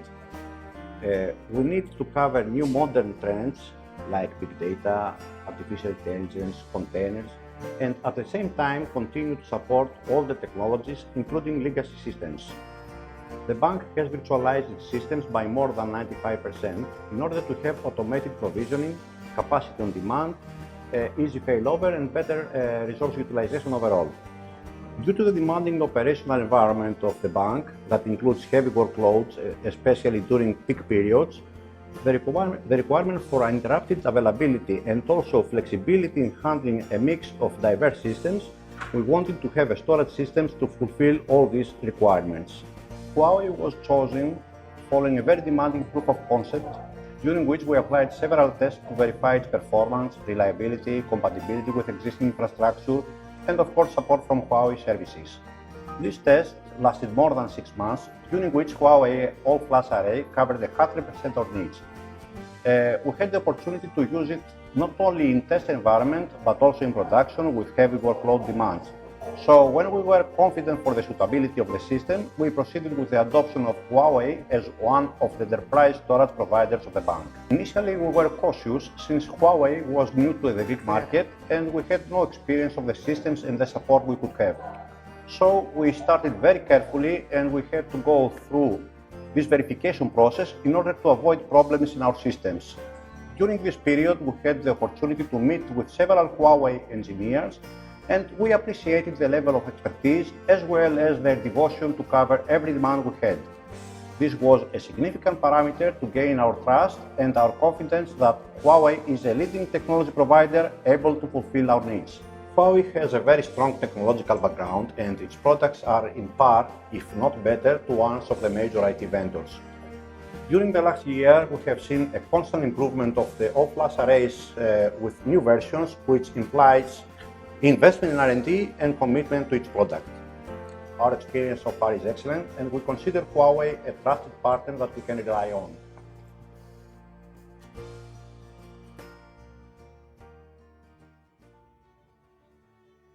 Thank you, Mr. Yassin, for the useful take on these products and promotions. Now it's your turn to believe it or test it. Apply now to test the performance by yourselves and apply for POC test from the link on my right side. If you have any questions, please write on the chat box and a Huawei representative will assist you. A great announcement to all of you. We will randomly pick more than 100 winners. Winners will receive Huawei Band, Huawei Watch GT2 and Huawei P30 phones. Stay tuned. It's time to win very valuable prizes. When the pop quiz starts, the chat box will be activated. When we ask the question, we will activate it and you have 15 seconds to send your answer.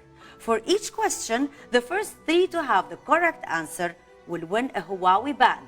Remember, you choose your answer by typing A, B, C or D. Huawei colleagues will contact the winners after today's event. The first question is, Wi-Fi 6 market share number 1 is which company?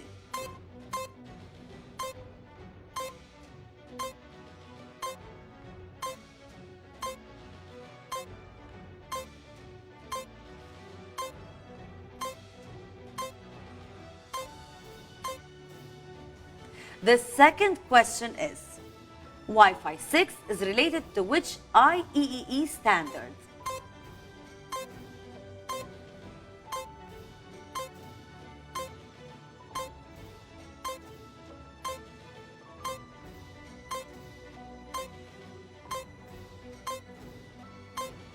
The third question is, what's the maximum bandwidth for Huawei Wi-Fi 6 products?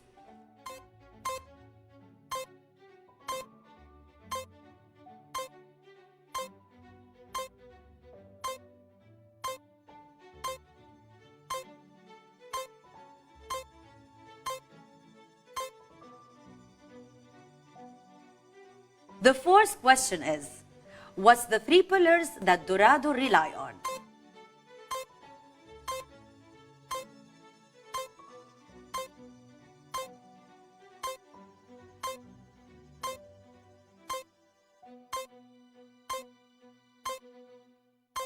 The fifth question is about Dorado storage resiliency. How many controllers failures without service down?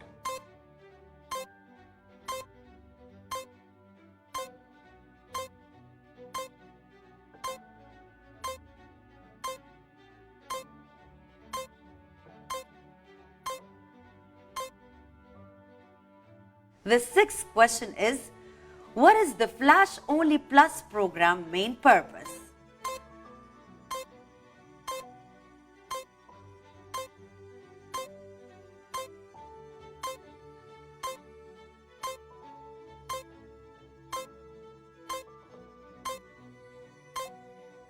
If you have any other questions about the products and promotions, please contact your Huawei channel manager or send an email appearing on the screen.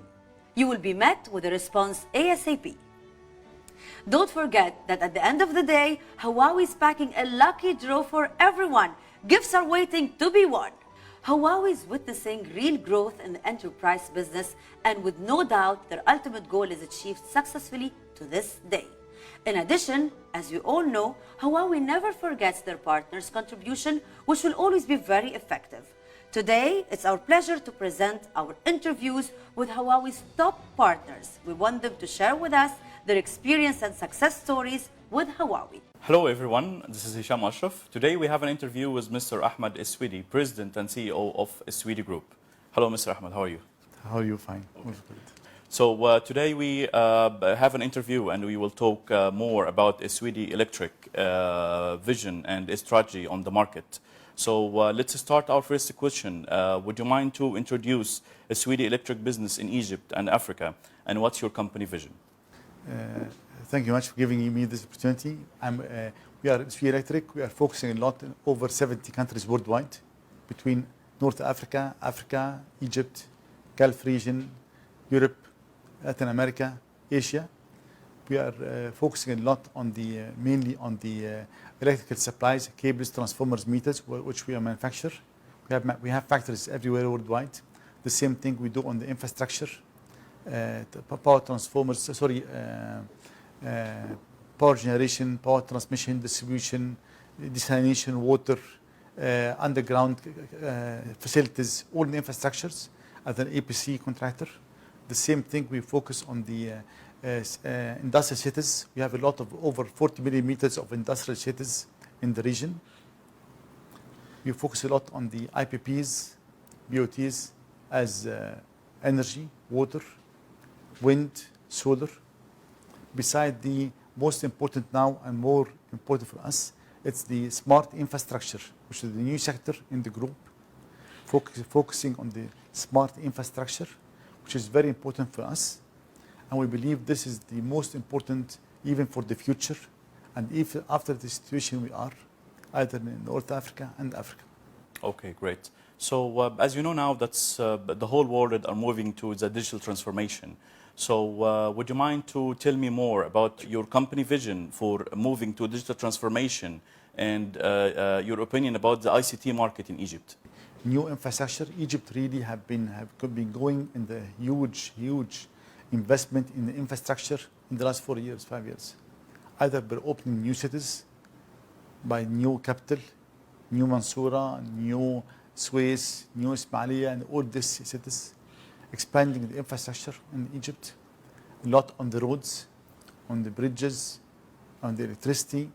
With all these investments, they are also focusing on the total transforming to digital government.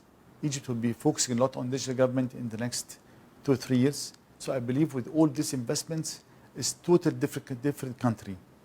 How does Eswidi position its role on the market, and what's your policy for go-to-market as Eswidi? We can see our market either as Egypt, North Africa, Africa, and the Gulf region.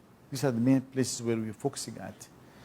Going to the ICT and these things, of course, if the whole world is transferring to digital, and Egypt, North Africa, Africa transferring to digital. We have to be part of this, especially that now the link between the digital and the technology and the electricity is a lot. Nothing is plain now. And we believe that the link with them is unbelievable, and without focusing on this part, we will lose a lot. Among these other vendors, what did you choose Huawei as a Swedish strategic partner in the ICT field? We believe a lot in China, the future of China, the future of Chinese companies. Huawei is one of the leaders in China. We believe when we work with Huawei, they are not suppliers and customers. We are partners. We always feel that we think together. We focus on the projects together. There is a lot of synergy between us in how we deal with the customer. A lot of even the ethics that Sweden Electric is focusing at, the same ethics for the Huawei people. So it's really, we are almost alike in how we look on our customer and how we look on the future. And of course, Huawei is one of the leaders. So if you want to focus on the digital transformation, we cannot think about all these things without focusing or without speaking about Huawei. Are you satisfied with Huawei support to Sweden in the market expansion and the project operation and the capacity building? We are very satisfied with them. We believe we are partners. We think together. We are not even waiting for the projects. We develop new projects together with them. We think about the customer needs. We think about what the customer wants for the next 3-4 years. And with them, we are focusing how to make life better for our customers.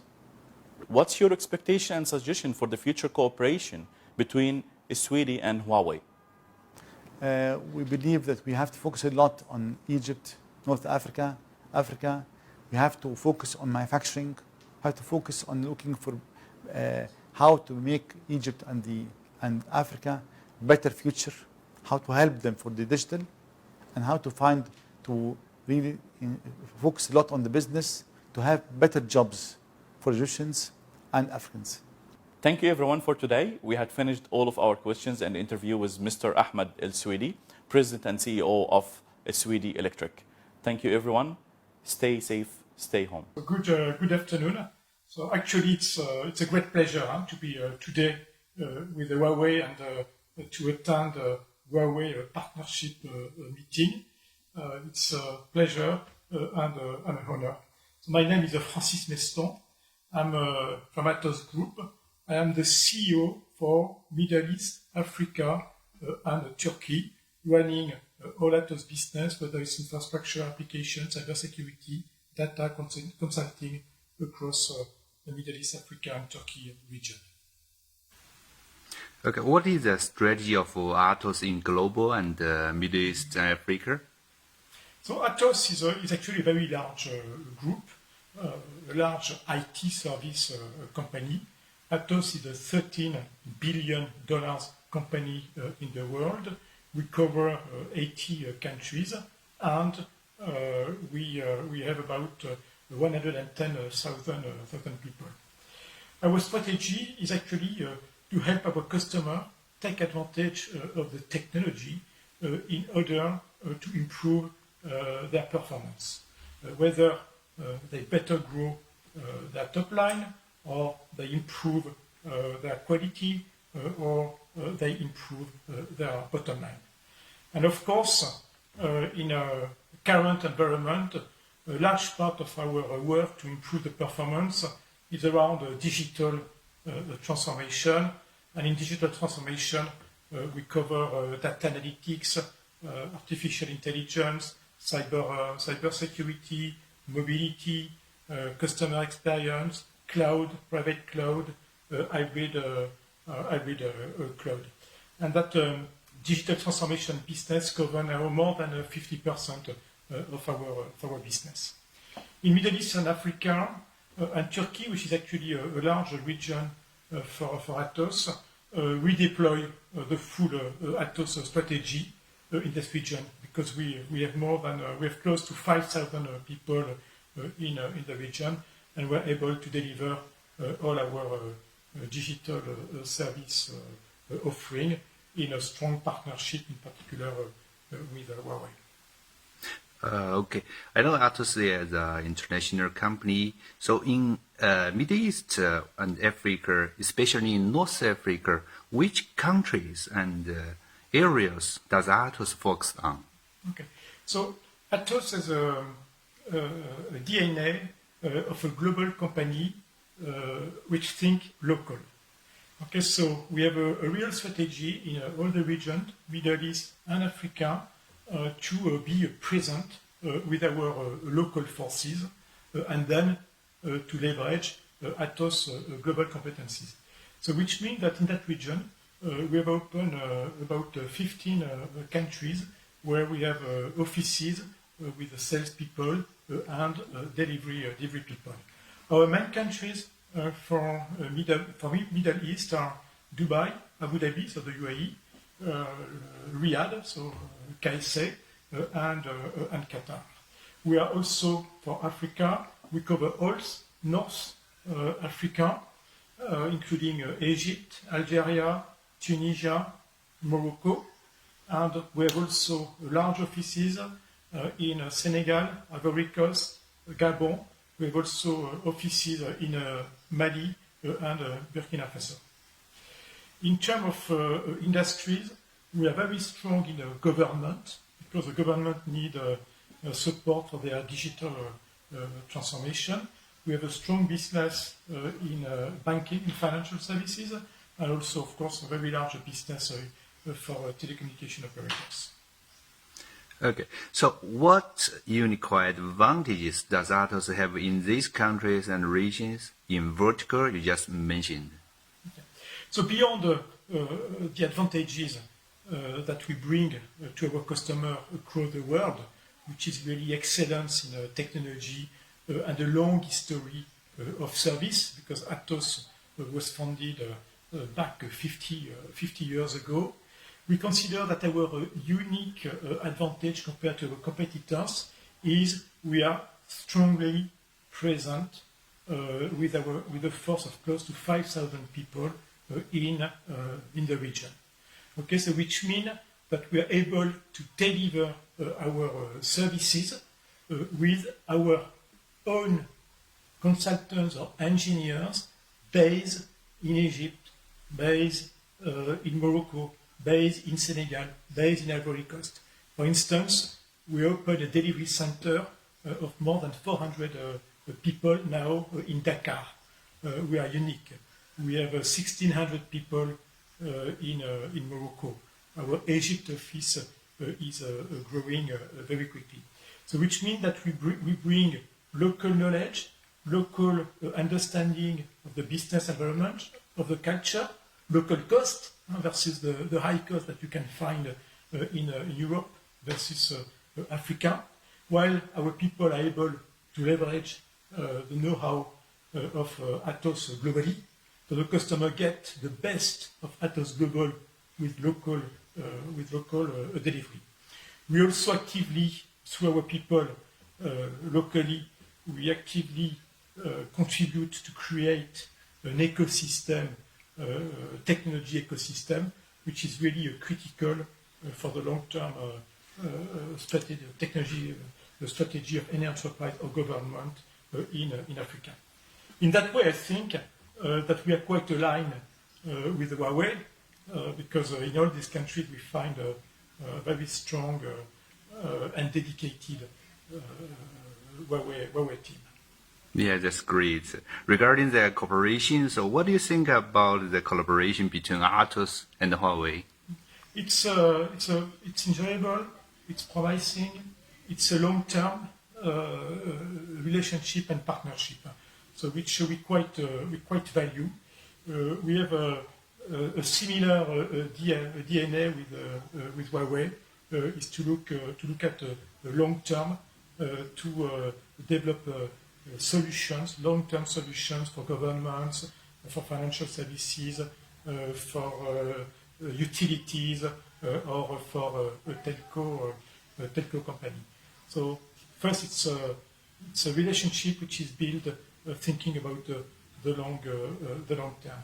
Second, it's technology relationship because we are leveraging the great technology of Huawei in many areas, including data center, including storage, including cybersecurity, including the government solution, including network solution.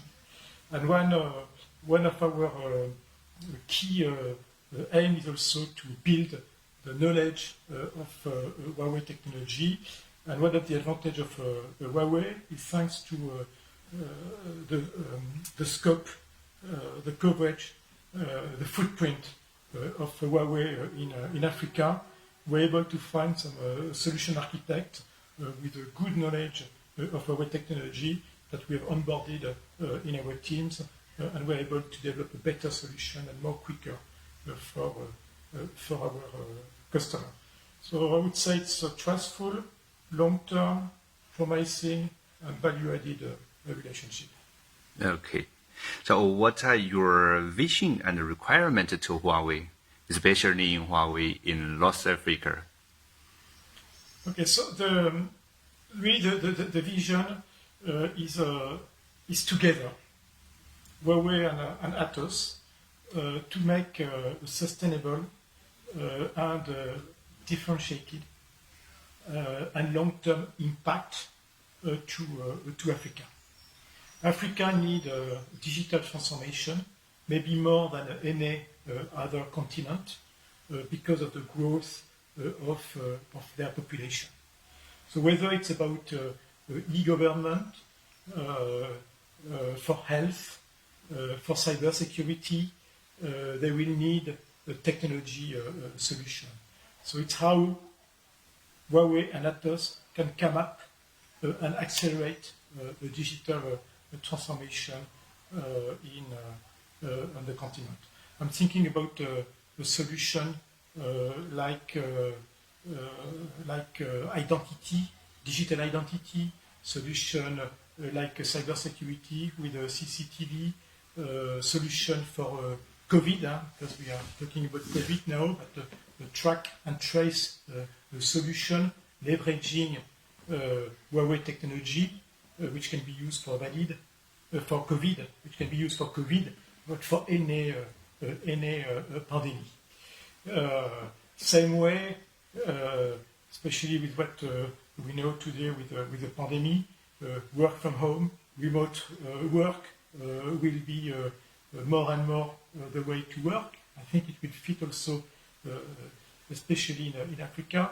So you need a technology solution. So how to speed up the deployment of these solution in Africa.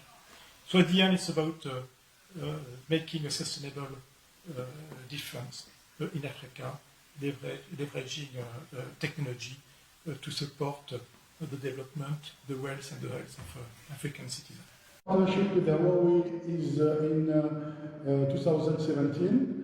In the beginning, we defined a roadmap which permit to us to become the first value-added partner of Huawei in Algerian market, and the first CSP4 for IT and IP solution. This is during the last year. We engaged with Huawei a strong program of certification of our engineers, which permit to us to have for now more than 33 certification in different fields of technology provided by Huawei. We are considered in the Algerian market as the most important partner of Huawei because we provide for the IT solution and IP solution exclusively Huawei solution. So we are an exclusive representative of, we represent exclusively Huawei solution, and we provide exclusively this this Huawei solution. So STI is for smart transformation and innovation is an Algerian company which is specialized in integration of IT solution and IT added value services. We have 4 business units, so it's data center solution, network enterprise and collaboration solution, security and cybersecurity, and also transmission solution. Our values are transparency, engagement, and human respect and valorization quality. We exist since 3 years, and our partnership is with Huawei was officialized since 2 years now. Thank you all for your impressive input. I think we can conclude that obviously every cooperation with Huawei will be an addition for both participating sides. We can also admit that those cooperations help in uplifting Huawei's significant market position, which in return will make Huawei more powerful as a brand in the future. And now it's celebration time! Hats off to all our partners for their achievements. We're so grateful for your support. Without you, Huawei wouldn't be where it stands today. On behalf of Huawei, it's my utmost pleasure to announce the winning partners of 2019.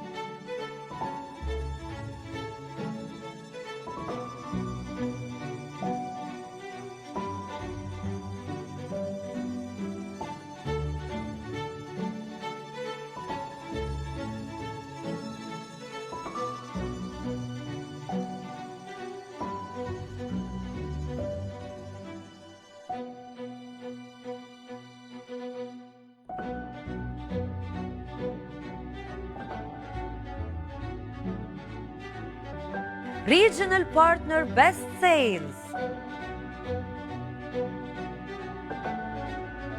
Country number 1 Partner Sales.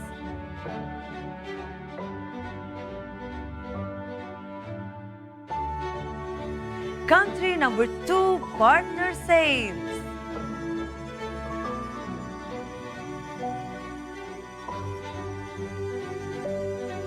Country number 3 Partner Sales.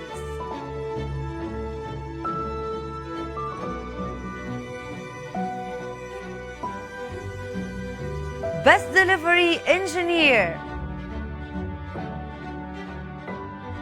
HCPP Award.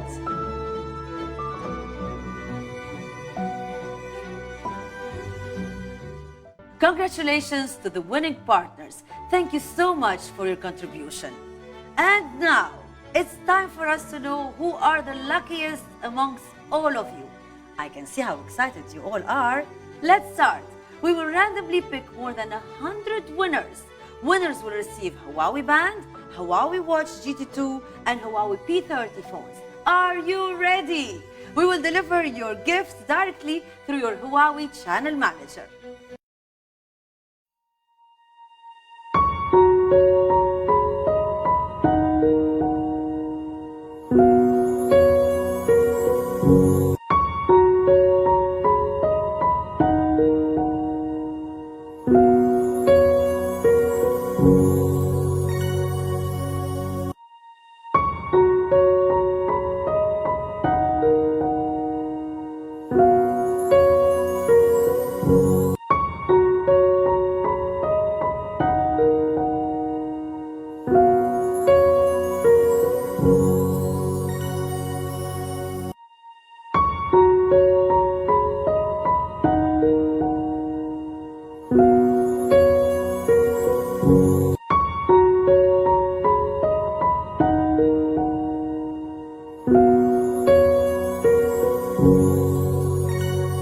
Congratulations, dear partners. Finally, I want to remind you again, don't forget to register through the Huawei Leads Deals registration system link on my right to get a gift from Huawei's latest promotions and SPIF incentives. If you have any questions, please write on the chat box and a Huawei representative will assist you. It's been a pleasure hosting all of you today. Thanks for your participation. I really enjoyed the day with you and I wish you all a very good evening. Goodbye.